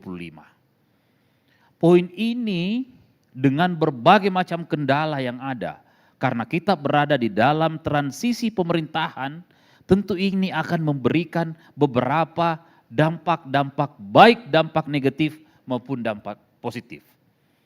Dan alhamdulillah kita mampu mengejar ini. Dan memperlihatkan bahwa kita mampu melakukan pertumbuhan di tengah besarnya efisiensi yang harus kita lakukan. Dan kita harus mampu memperhatikan mana wilayah-wilayah atau ruang yang harus kita genjot, harus dipush untuk benar-benar bisa memberikan pertumbuhan yang kita inginkan. Lebih menarik lagi, kita berada di dalam angka inflasi 2,61%. This is very good. Kita tidak punya resources. Kita akan tergantung dari pasokan pola kehidupan kebutuhan masyarakat sehari-hari. Sawah kita kecil, tapi tingkat konsumsi di Sulawesi Selatan, Kota Makassar mengkonsumsi sangat banyak. Sehingga kalau ini tidak dijaga, tingkat pertumbuhan naik turunnya inflasi ini akan bisa berdampak bahaya untuk Kota Makassar. Sehingga itulah kenapa saya sangat cerewet kalau kita bicara masalah inflasi. Hampir setiap hari saya menanyakan ini. Hampir setiap hari saya minta data tentang ini. Kenapa? We need to talk with data. Ini yang penting. Yang kedua, Gini rasio masih di wilayah aman 0,9. Pembangunan, indeks pembangunan manusia, kemiskinan kita yang relatively agak tinggi di angka 4,43, dan menurut saya ini kita harus bekerja keras bersama-sama. Lagi-lagi saya menyampaikan ini tidak bisa berubah kalau kita tidak pegang data. Intervensinya by name, by address. Turun ke bawah. Siapa ujung tombaknya? Para lurah yang ada di semua wilayah beserta camatnya. Sepakat kita punya data sen, tapi kita harus punya duplikasi data yang real di tengah-tengah masyarakat. Buat apa? Untuk memastikan intervensi pemerintah langsung ke tangan orang yang benar-benar membutuhkan. Ini penting. Komparasi data yang kita miliki, apa yang dimiliki oleh pemerintah pusat, juga harus punya backup data yang dimiliki oleh pemerintah kota. Untuk mampu mengintervensi, memberikan apa yang menjadi needs and wants-nya masyarakat di tengah-tengah masyarakat itu. Berikutnya, tingkat pengangguran terbuka juga harus kita, walaupun angka ini menurun dari tahun sebelumnya. Kenapa saya lagi-lagi cerewet terhadap yang namanya Makassar Creative Hub? Program ini akan memberikan ruang-ruang yang terbuka, ruang inklusi kepada masyarakat yang ada di Kota Makassar. Bagaimana upgrading skills, bagaimana upscaling masyarakat Kota Makassar bisa kita dapatkan melalui yang namanya Wadah Creative Hub. Tahun ini, insya Allah tahun 2026 akan ada 4 Creative Hub yang ada di Kota Makassar untuk merespon apa yang menjadi keinginan masyarakat. Permintaan tenaga kerja, pembimbingan untuk menjadi wirausaha, bagaimana menambah skill anak-anak muda kita, tempat inilah yang kita berikan. Dan lebih luar biasa, tempat ini memberikan secara gratis kepada masyarakat Kota Makassar. Tingkat partisipasi kerja, saya pikir ini sesuatu yang berada di dalam batasan yang kita inginkan. Indeks reformasi birokrasi pun sama.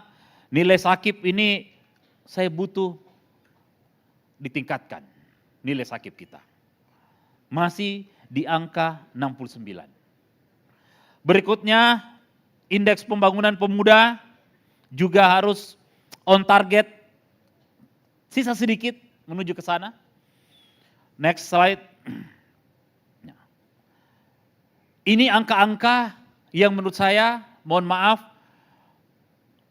akan turun ke wilayah bapak-bapak sekalian, akan sampai ke tangan bapak-bapak sekalian, dan beberapa hal yang harus kita lakukan adalah membangun pola komunikasi dan koordinasi melalui proses-proses pertemuan intens, berjadwal, dan punya kelanjutan. Ini yang saya mau ke depan. 10 bulan saya mencoba mengamati etos kerja, cara kita berpikir, kemampuan eksekusi. Saya belum merasakan ada sebuah ritme, belum merasakan harmonisasi bekerja yang baik. Sebagai dirijen, saya masih mendengarkan ada ketukan nada yang fals di beberapa tempat sehingga harmoni ini belum terjadi sampai detik ini. Tugas saya beserta Ibu Alia memastikan nada sumbang ini menjadi harmoni yang baik untuk kita membangun Makassar ke depan.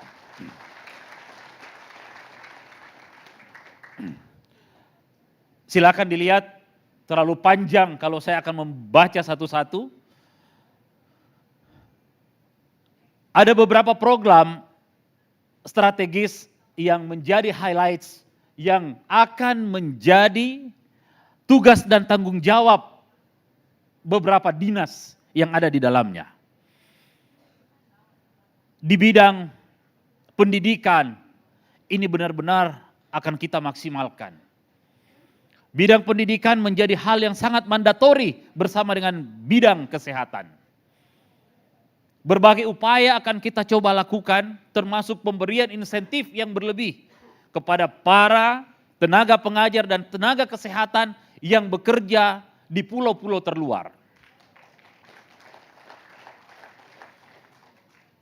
Tidak akan ada lagi anak-anak putus sekolah atau anak tidak sekolah di Kota Makassar ini, di dalam wilayah pendidikan dasar. Banyak yang menyampaikan kepada saya, Pak, kalau cuma dikasih 2 baju seragam secara gratis, enggak cukup dipakai orang sekolah ini 6 hari. Bajunya cuma 2. Yes, saya sepakat. Anak saya pun begitu. 1 hari 1 baju sekolahnya. Tetapi yang inti dari persoalannya bukan memberikan ini secara gratis, tetapi mengurangi beban rumah tangga orang tua yang akan menyekolahkan anaknya. Kenapa? Karena tidak semua tingkat pendidikan itu sama dan tingkat kesejahteraan masyarakat itu sama di Kota Makassar. Bapak-bapak dan ibu-ibu bisa bayangkan, kalau 1 seragam harganya 150.000, 1 pasang, kalau 2 pasang 300.000 kurang lebih. Artinya setiap dalam 1 tahun itu kita bisa membuat daya beli sebesar kurang lebih 25.000 untuk khusus masyarakat yang berpenghasilan rendah bisa menambah kekuatan daya beli. Dan ini yang kita inginkan. Kekuatan daya beli inilah yang akan sangat berpengaruh terhadap apa yang namanya inflasi. Ini poinnya. Poinnya adalah mengurangi beban. Pembayaran sampah gratis, mengurangkan beban. Supaya ada substitusi belanja yang dilakukan ibu-ibu rumah tangga. Mengolah sampah, apa yang dilakukan? Supaya ada tambahan penghasilan kepada ibu-ibu rumah tangga untuk mempertahankan daya belinya. Kalau kita sudah lemah di daya beli, jangan harap pertumbuhan bisa muncul di depan mata. Ini yang kita lakukan, antisipasi segala persoalan yang ada. Jadi ini bukan cuma program yang dibikin-bikin, bukan program pencitraan pada saat pilkada, tapi ini adalah program yang memberikan dampak langsung kepada masyarakat. Karena kita punya kemampuan fiskal, tidak cukup untuk membagi-bagi, yang kita lakukan adalah menghilangkan beban-beban harian masyarakat Kota Makassar. Ini poinnya. Next.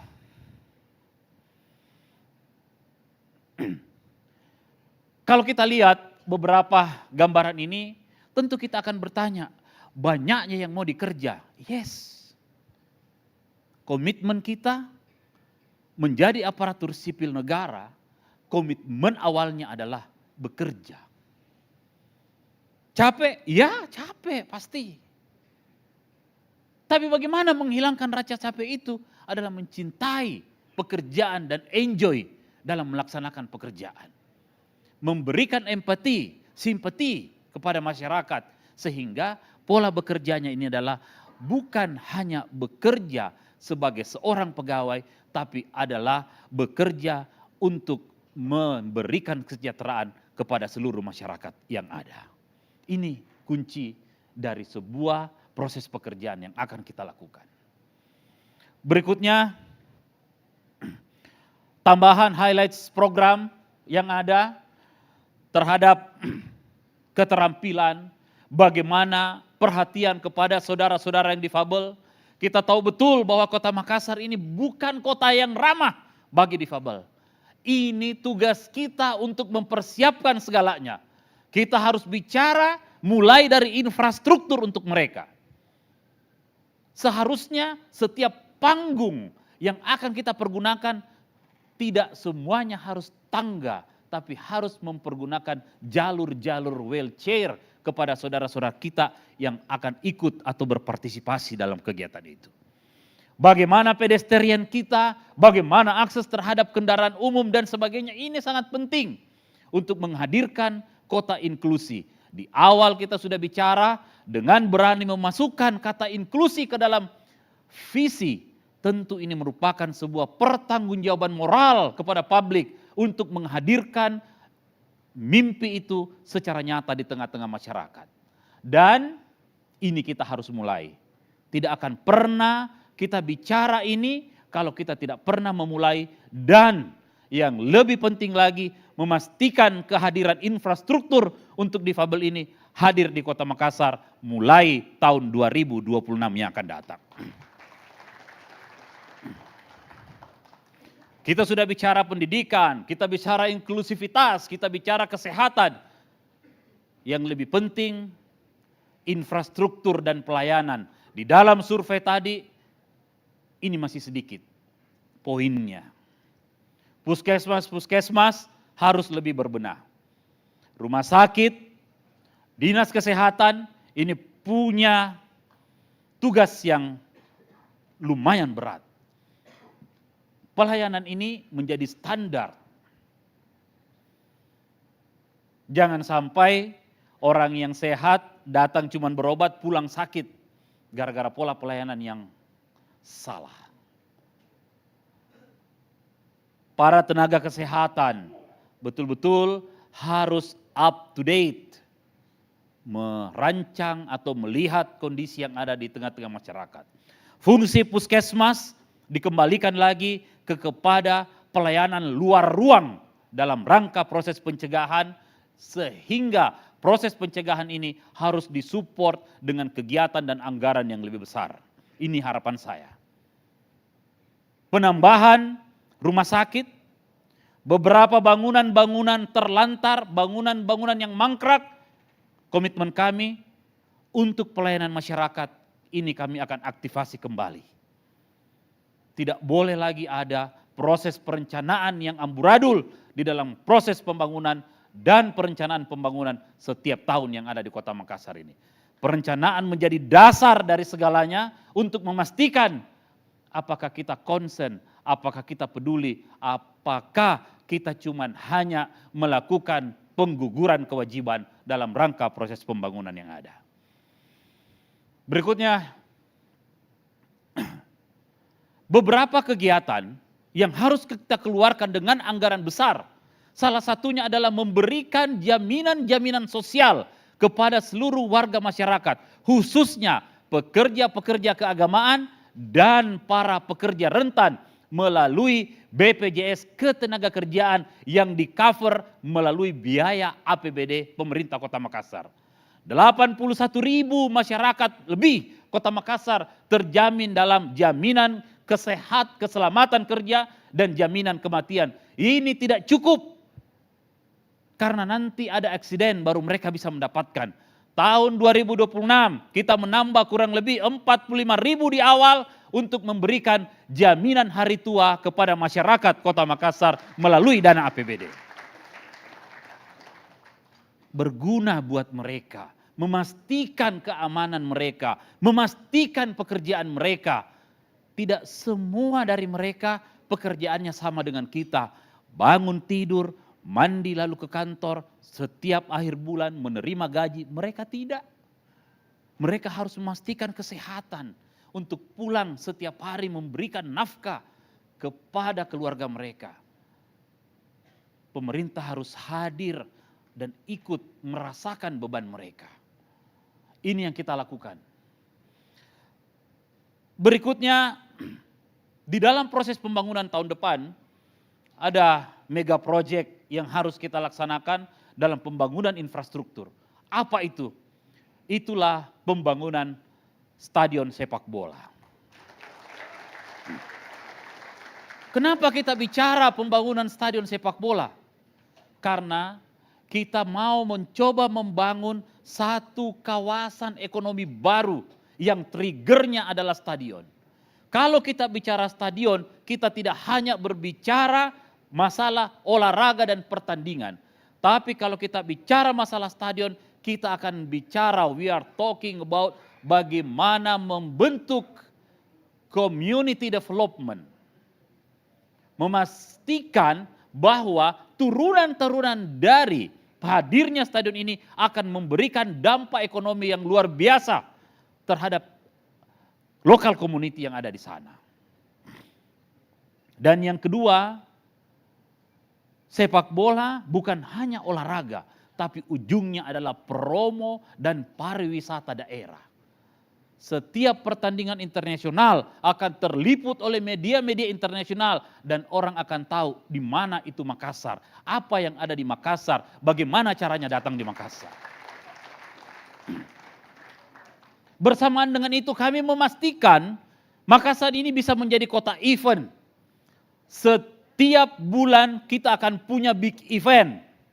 Dari bulan 1 sampai bulan Desember memastikan orang bisa datang. Minimal setiap bulan ada 10.000 attendant yang bisa datang ke Kota Makassar untuk memenuhkan hotel-hotel yang kita miliki. Untuk berbelanja di UMKM-UMKM yang ada di Kota Makassar. Yang kita butuhkan adalah apakah kita siap dengan keadaan yang ada. Apakah kita mampu untuk memberikan respon dan pelayanan kepada orang-orang yang akan datang di Kota Makassar. Ini menjadi PR kita sama-sama. Saya mau setiap bulannya ada kegiatan. Pemerintah akan support dengan anggaran yang maksimal. Kira-kira 5 miliar per bulan per event yang akan kita laksanakan di Kota Makassar ini. Ini bukan hal yang sedikit. Tapi kalau kita melihat impact-nya, melihat dampaknya, insya Allah neraca ini akan balance. Yang datang dan belanja. Uang yang kita keluarkan menjadi modal. Tinggal dilihat berapa persen selisihnya dan ini harus dihitung secara akuntansi. Berikutnya, kita bicara masalah Lontara Plus. Satu ide menyatukan integrasi proses digital dari kurang lebih 300 entitas sendiri-sendiri yang harus kita integrasikan ke dalam satu layanan yang namanya Lontara. Ini masih dalam proses development. Sekarang masih ada di angka 1.0. Tetapi ini akan berjalan dengan roadmap yang sudah kita tentukan. Hampir seluruh pengaduan-pengaduan yang ada ini sudah mulai jalan. Yang saya butuhkan hari ini adalah fast respon, respon cepat dari SKPD yang mendapat aduan-aduan ini. Saya minta untuk ini lebih didetailkan. Kalau ada aduan tidak direspon lebih dari 2 kali 24 jam, aduan itu akan langsung masuk notifikasi di handphone saya. Dan mohon maaf, ini akan saya respon langsung kepada OPD yang akan bertanggung jawab. Kita sama-sama pelototi ini. Kalau ini kita laksanakan, ini yang diharapkan oleh masyarakat. Membangun pola komunikasi 2 arah yang punya solusi. Masyarakat ini mereka bicara, bertanya, tidak butuh jawaban yang panjang. Respon kita sudah memberikan efek yang sangat baik secara psikologis buat mereka, bahwa mereka diperhatikan oleh pemerintah. Negara sudah hadir di tengah-tengah mereka. Dan Lontara Plus ini akan terus kita kembangkan. Tahun ini ada 4 wilayah pengembangan, termasuk data kependudukan, data sosial, data pendidikan, dan sebagian data kesehatan. Jadi nanti kemungkinan Bapak Ibu yang sudah punya aplikasi, ini akan kita tarik di backbone-nya.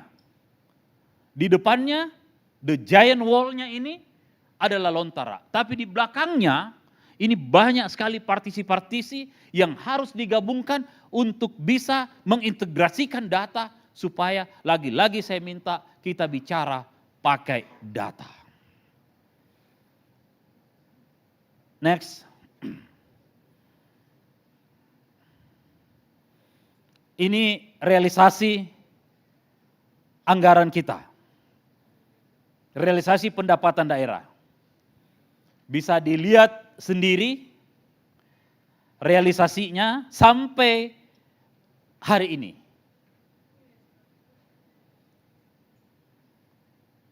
Kalau betul saya lihat ini, sepertinya target pendapatan PAD kita sepertinya di tahun ini adalah pendapatan yang terbaik selama Bapenda ini ada.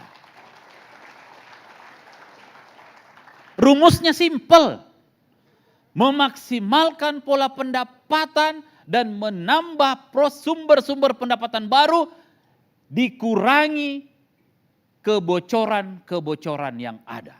Ya itulah. Kita sudah tahu kok goalsnya berapa, targetnya berapa. Targetnya sekian, how to get there. Bagaimana to achieve the target. Dibikin strategi-strategi turun ke bawahnya.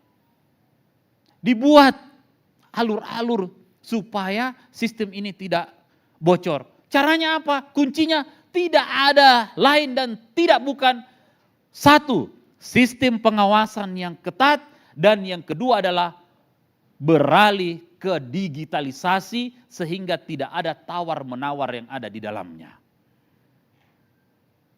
Digitalisasi ini penting, bukan hanya untuk menjaga security-nya, tapi juga untuk memastikan record dari berbagai macam proses yang terjadi di dalamnya.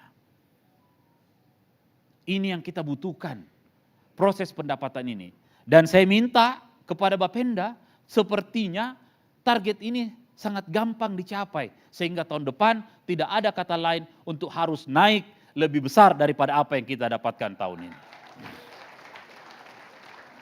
Tetapi ini bukan cuma kerjanya Bapenda sendirian. Bapenda hanya ujungnya, muaranya. Kita semua harus ikut. Kalau Pak Lurah malas pergi cari PBB, apa yang kamu dapat Bapenda?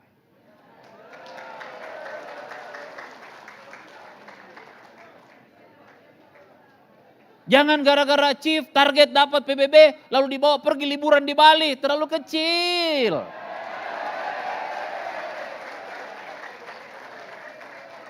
Ini penting. Ini penting sekali.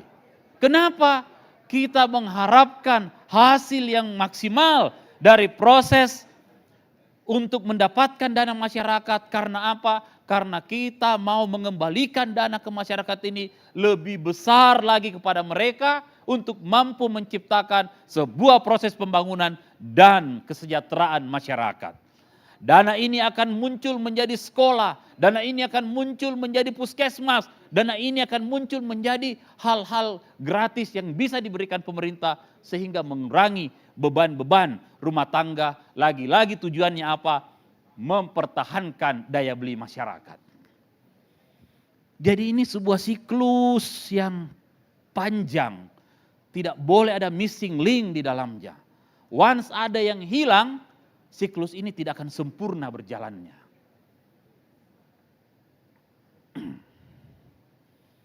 Tahun ini kita kehilangan 500 miliar lebih. Ini PR yang tidak mudah. Tetapi yang harus kita lakukan mencari alternatif untuk memastikan ada substitusi dari kehilangan 500 ini. Dan yang kedua, kreativitas kita untuk melihat apa yang ada di dalam SKPD kita, memastikan untuk datang mencari tambahan dana-dana yang sumbernya datang dari kementerian. Banyak hal-hal alternatif sehingga pada saat ada pemotongan bukan kita lalu harus berdiam diri, gigit jari. No, kita bangkitkan kreativitas, mencari sesuatu yang bisa kita maksimalkan supaya apa? Supaya anggaran ini bisa menjadi belanja yang maksimal karena income cukup untuk kita melakukan proses pembelanjaan. Next. Ini juga belanjanya tahun 2025 kurang lebih belanja 5 triliun. Secara detail bisa dilihat di dalamnya. Target-target kita tahun depan pelan-pelan infrastruktur ini akan terus kita benahi pelan-pelan proses pembangunan revitalisasi pasar-pasar masyarakat ini menjadi mandatori yang harus kita laksanakan. Tidak boleh lagi ada pasar-pasar yang tidak memberikan dampak secara baik, secara langsung pada masyarakat. Memaksimalkan peran BUMD, perusda-perusda kita sehingga dengan inisiasi untuk menghadirkan perseroda, kita berharap kemampuan explore ekonomi yang dilakukan pemerintah melalui jenis B2B untuk membangun bisnis ini bisa lebih fleksibel.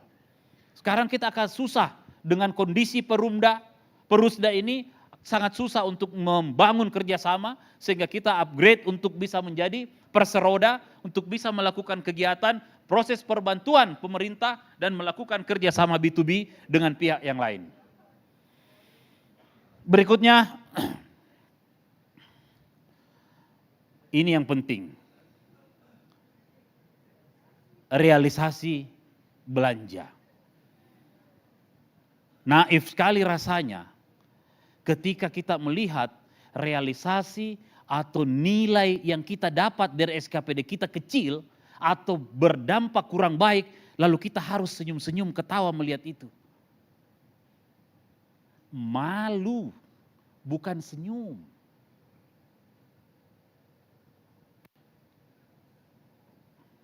Kalau kita sudah tidak punya apa-apa, jangan lagi malu juga kita tidak punya. Ini penting. Ini bukan main-main. Ini kerja kewajiban kita. Ini hal yang menjadi tugas pokok kita. Realisasi belanja daerah sampai saat ini, inilah yang 5 teratas. Apresiasi dan tepuk tangan buat 5 yang di atas ini.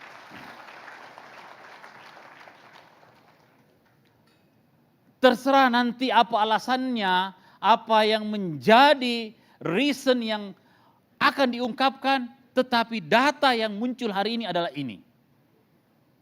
Bahwa nanti di ujung dia berubah, hari ini kita bicara. We are talking about today. bahwa nanti akan ada saya lebih besar apa? Sepakat. Ini yang sekarang. Besok berubah, lusa berubah, don't care. Berikutnya, ini yang terbawah. Ini kenyataan. Kita bicara fakta dan lagi-lagi saya sampaikan ini harus muncul di permukaan sebagai sebuah sanksi sosial terhadap apa yang kita lakukan. Menjadi pelajaran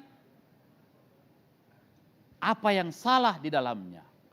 Bagaimana memanage, bagaimana merealisasi dan sebagainya. Dan saya sangat yakin, seyakin-yakinnya Bapak Ibu Kepala SKPD jauh lebih mengerti daripada saya terhadap proses realisasi anggaran ini. Untuk itu yang saya mohon cuma satu. Tolong kerjasamanya. Hanya itu, tolong kerjasamanya. Jangan pernah berharap saya mau minta uang, minta tambahan dari para kepala SKPD yang ada di sini.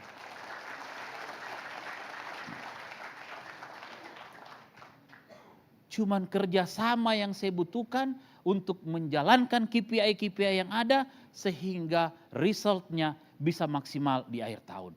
Ini dalam proses kita transisi. Tahun depan tidak ada lagi yang seperti ini. Sepakat? Terima kasih. Next. Ini program prioritas yang tadi sebagian sudah saya sampaikan di awal. Secara jelas dan gamblang inilah program-program yang kita sudah prioritaskan di tahun 2025 yang insya Allah akan kita realisasikan secara keseluruhan di tahun 2026. Next. Arah pembangunan tahun 2026, saya pikir ini sudah sangat jelas dan saya akan detailkan di slide saya berikutnya. Next. Next slide.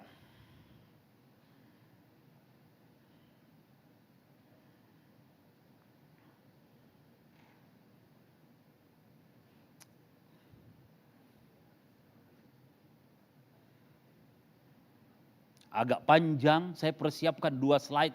Memang mau ketemu Bapak Ibu sekalian di sini. Ini saya akan mulai dari kata-kata yang harus kita camkan dan simpan. Keep on brain. Simpan di kepala kita. Dari awal saya sudah sampaikan bahwa forum ini memastikan bahwa organisasi pemerintah Kota Makassar siap bekerja lebih baik di tahun 2026. Ini dulu yang menjadi dasar landasannya kita. Kalau tidak mau bekerja, tidak mau ikut ritme, tidak mau ikut kami punya alunan sebagai dirijen, saya bersama dengan Ibu Alia, setelah hari ini datang menghadap saya, mundur dan saya akan merestui itu dengan baik.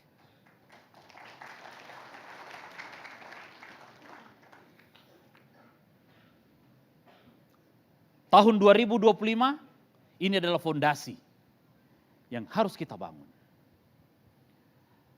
RPJMD efektif baru beberapa bulan. Lagi-lagi saya menyampaikan bahwa ini adalah sebuah transisi pemerintahan yang harus kita mengerti. Tetapi transisi ini akan memberikan gambaran hal-hal apa yang harus kita benahi. Dan yang ketiga yang kita nilai hari ini adalah keseriusan, kesiapan, dan keselarasan. Artinya satu kata, kerjasama, kolaborasi yang harus kita bangun. Quote adalah saya ingin kejujuran, bukan membuat laporan-laporan yang indah.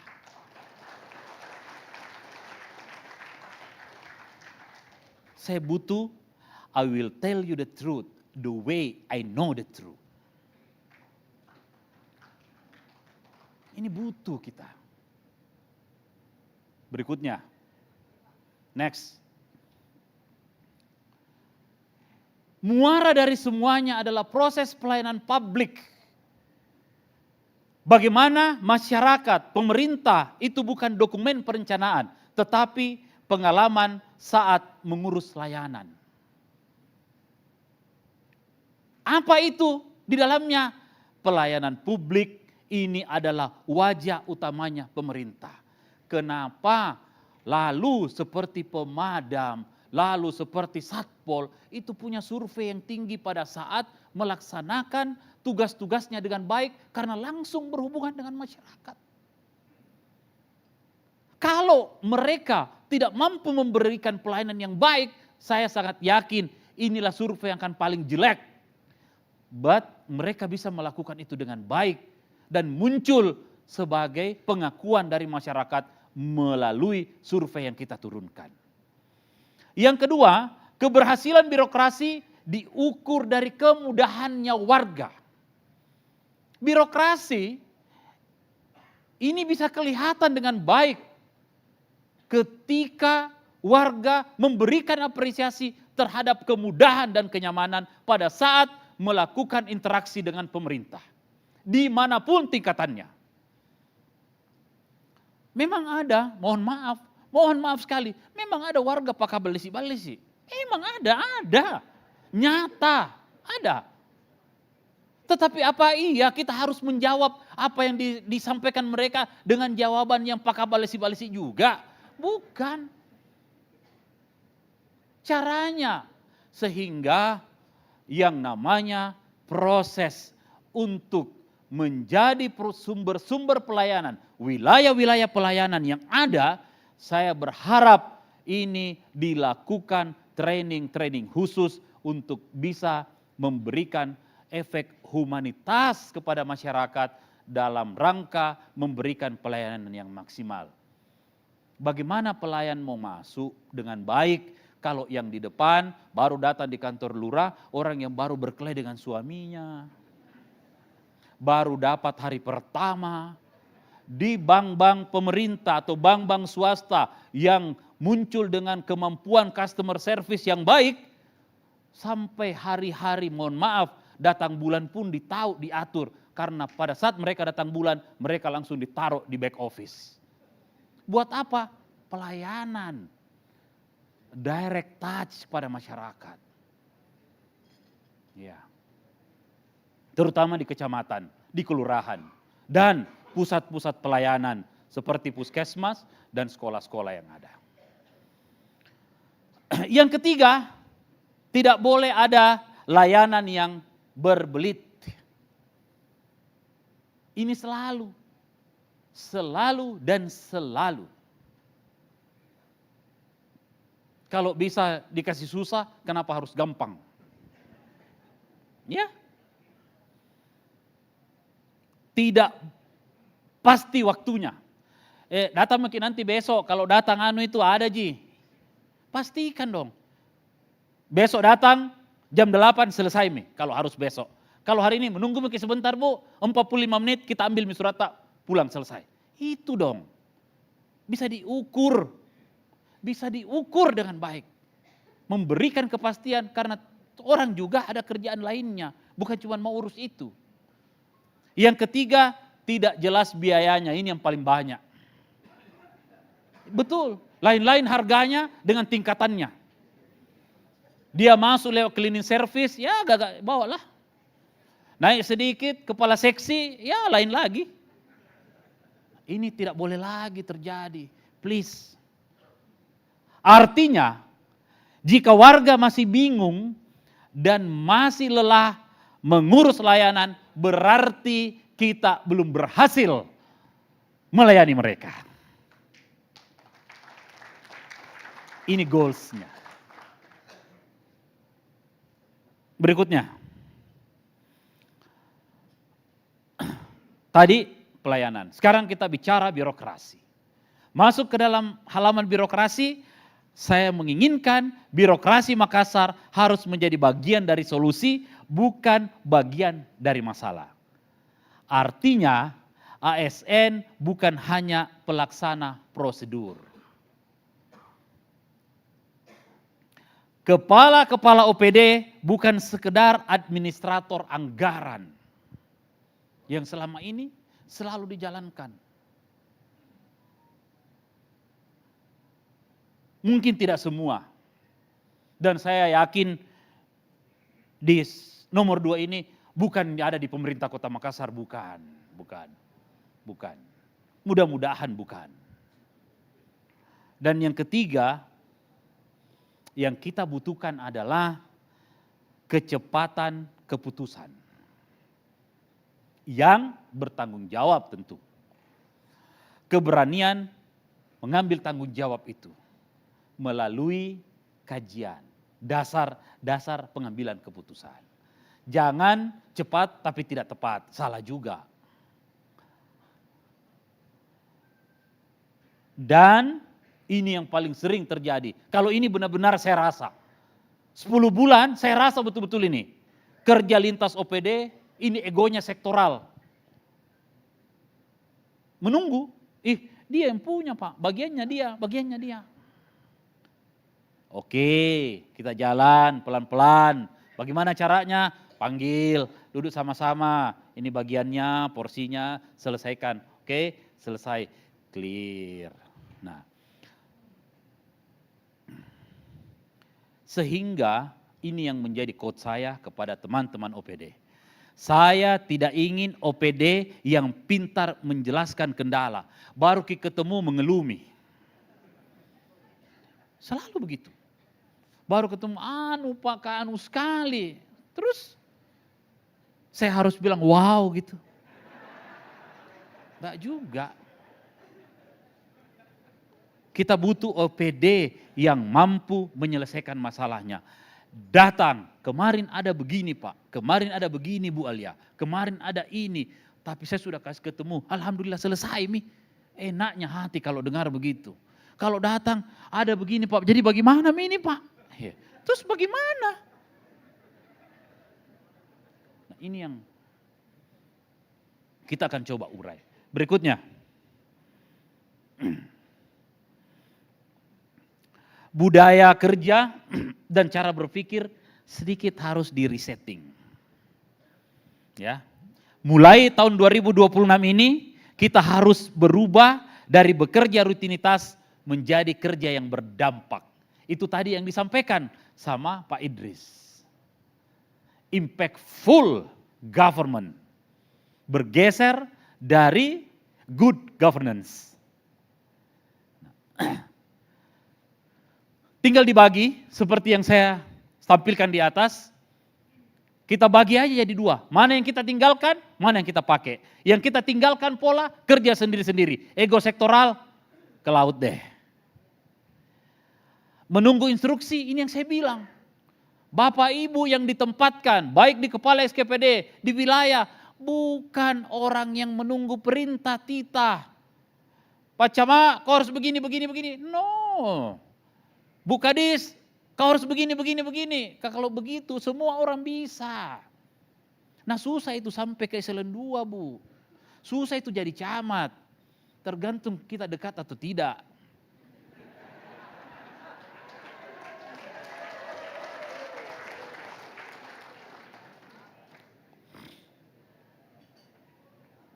Nah ini yang harus dibangun. Ketiga, sedikit-sedikit. Jamnya disayang Pak, di tempat lain mau dong. Apa ini? Ini yang sering bahkan terjadi hari ini. Di pemerintah Kota Makassar. 10 bulan saya ikuti, ini yang saya dapat. Tidak mungkin ini jadi kalau tidak ada pengalaman. Kita berinteraksi hampir setiap hari dan saya tahu, saya nilai. Bukan tonjak ini oba-oba yang datang di pemerintah kota, bukan.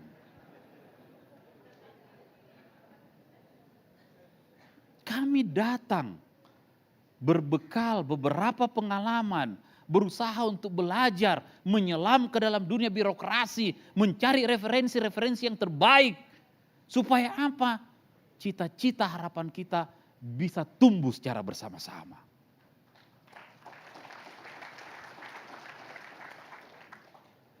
Mulai tahun 2026, pastikan kolaborasi ini jalan. Kolaboratif ini jalan. Punya inisiatif. Dan yang lebih penting,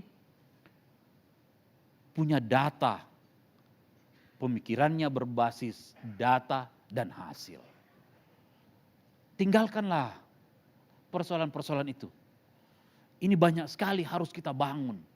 Banyak sekali persoalan sosial harus kita selesaikan secara bersama-sama. Berikutnya, ini lebih spesifik ke peran kepala OPD. Lagi-lagi saya ingin menyampaikan bahwa kepala OPD ini adalah pemimpin perubahan, bukan hanya penanggung jawab administrasi. Kalau mau jadi penanggung jawab administrasi, tinggalkan tempat itu. Kita butuh pemimpin yang punya perencanaan yang baik, bisa memberikan potret, ada helikopter view yang bisa dilihat di dalam lintas OPD-nya. Melihat semua sisi-sisi untuk memaksimalkan kerja, mengangkat etos, dan memberikan hasil, result, dampak yang baik. Ini yang kita butuhkan. Bukan bosi yang biar kunci mobilnya diambilkan. Mana kunci mobil? Ada di meja. Lihat dulu data anak buahnya. Ada di meja, Pak. Kenapa kau tidak ambil? Saya tidak disuruh ambil. Disuruh lihat. Coba. Ini terjadi. Pola komunikasi. Sehingga ini kita akan lihat OPD yang hadir di lapangan, mendengar langsung dan memastikan solusi-solusi itu berjalan dengan baik. Tapi kalau di kantor Jeki, Pak, mana anu? Bu Kadis, Pak Kadis, bagaimana itu? Tunggu sebentar Pak, saya tanya dulu Pak Kepala Bidangku. Rawan terselewengkan oleh data. Kalau ada apa-apa, bukan kepala bidang yang dicari. Kita yang tanggung persoalannya. Sehingga pengetahuan terhadap teknis yang ada di OPD harus holistik. Ngerti, tahu. Bukan cuman menerima data-data di atas kertas.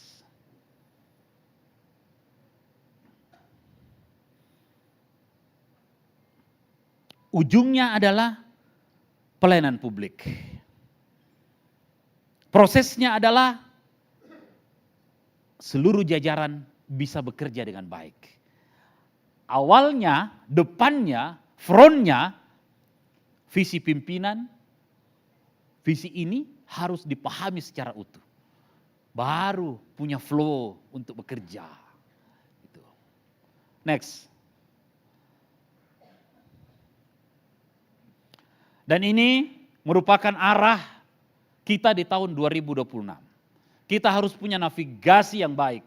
Kita harus punya kompas untuk melakukan perjalanan itu sampai di tujuan kita di 2026.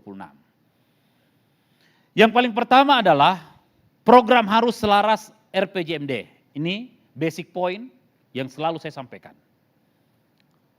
Tidak ada lagi program-program simbolik. Pokoknya kita bikin acara. Di mana, bikin seremonial. Kalau datang Pak Wali, Bu Wali, selesai itu acara. Berarti aman Enggak begitu bos. Bukan itu. Kalau cuma kita mau datang hadir, baru kita ketawa-ketawa, baru selesai pulang.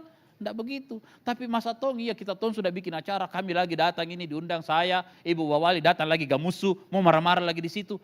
Anak-anak kapang. Bukan. Sepakat iya. Membuat gong, kick off di wilayah itu. Pertanyaannya berikutnya adalah, what next? Apa delivered ini program? Apa sampai ke tempat tujuan sasarannya? Apa sudah mencakup apa yang menjadi cita-cita kita?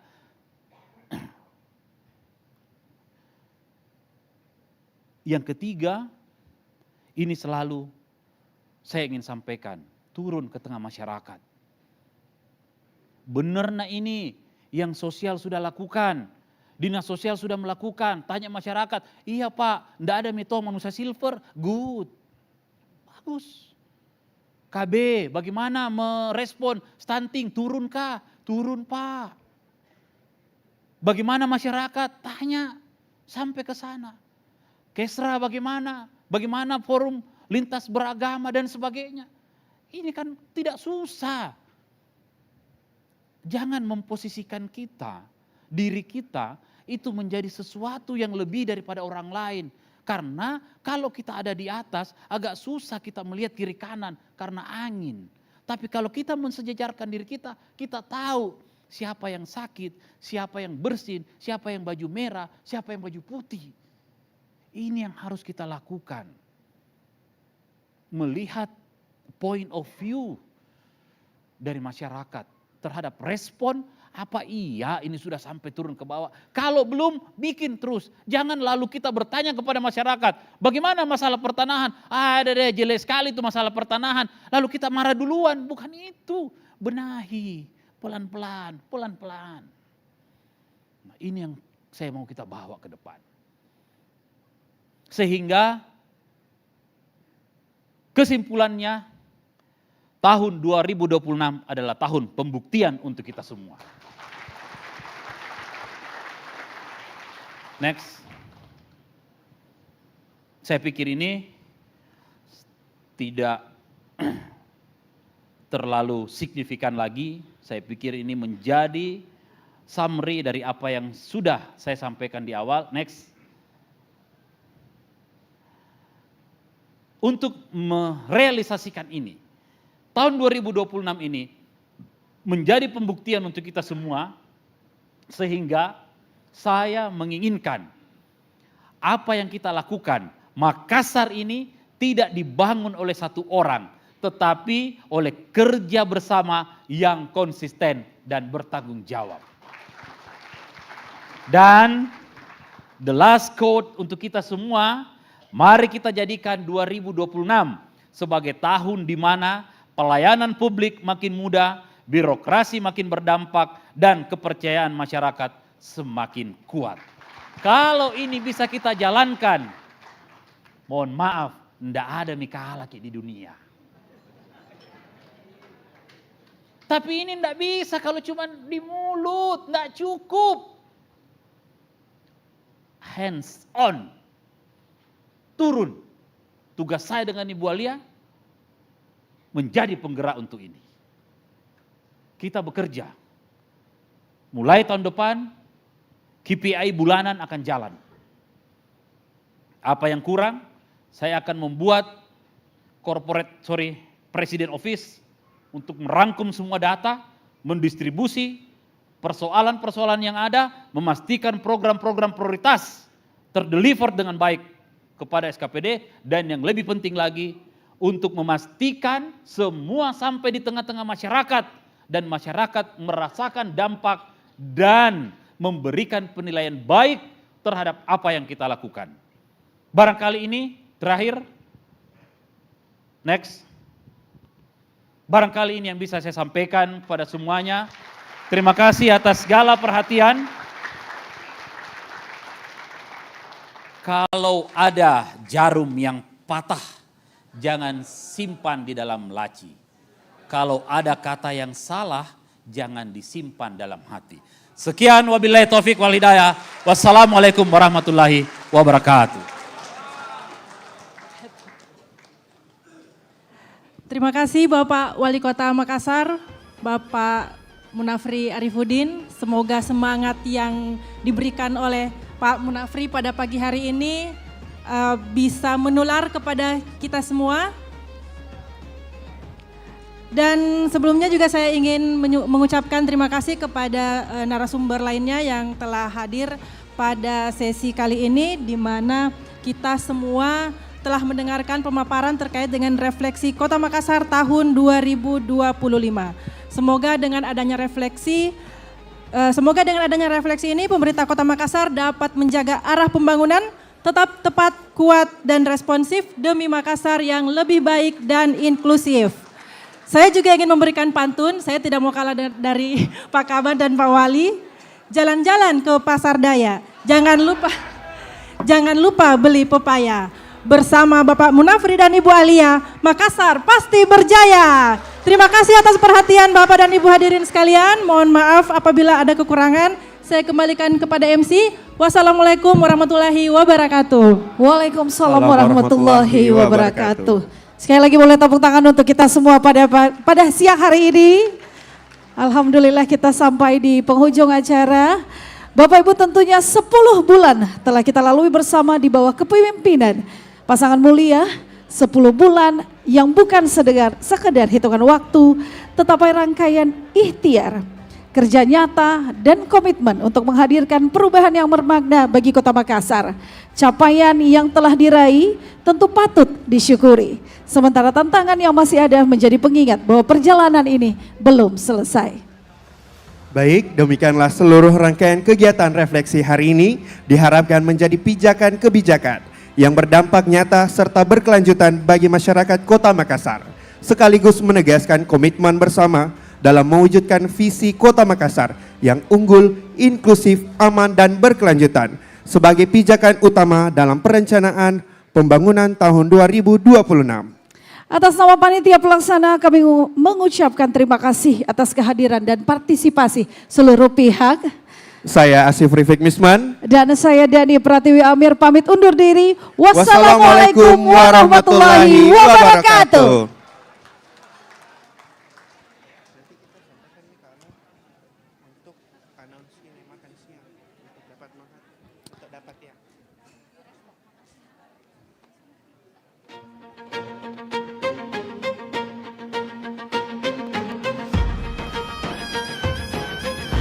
Baik, mohon izin sebelumnya untuk dapat foto bersama. Ya, Bapak Ibu, seluruh tamu undangan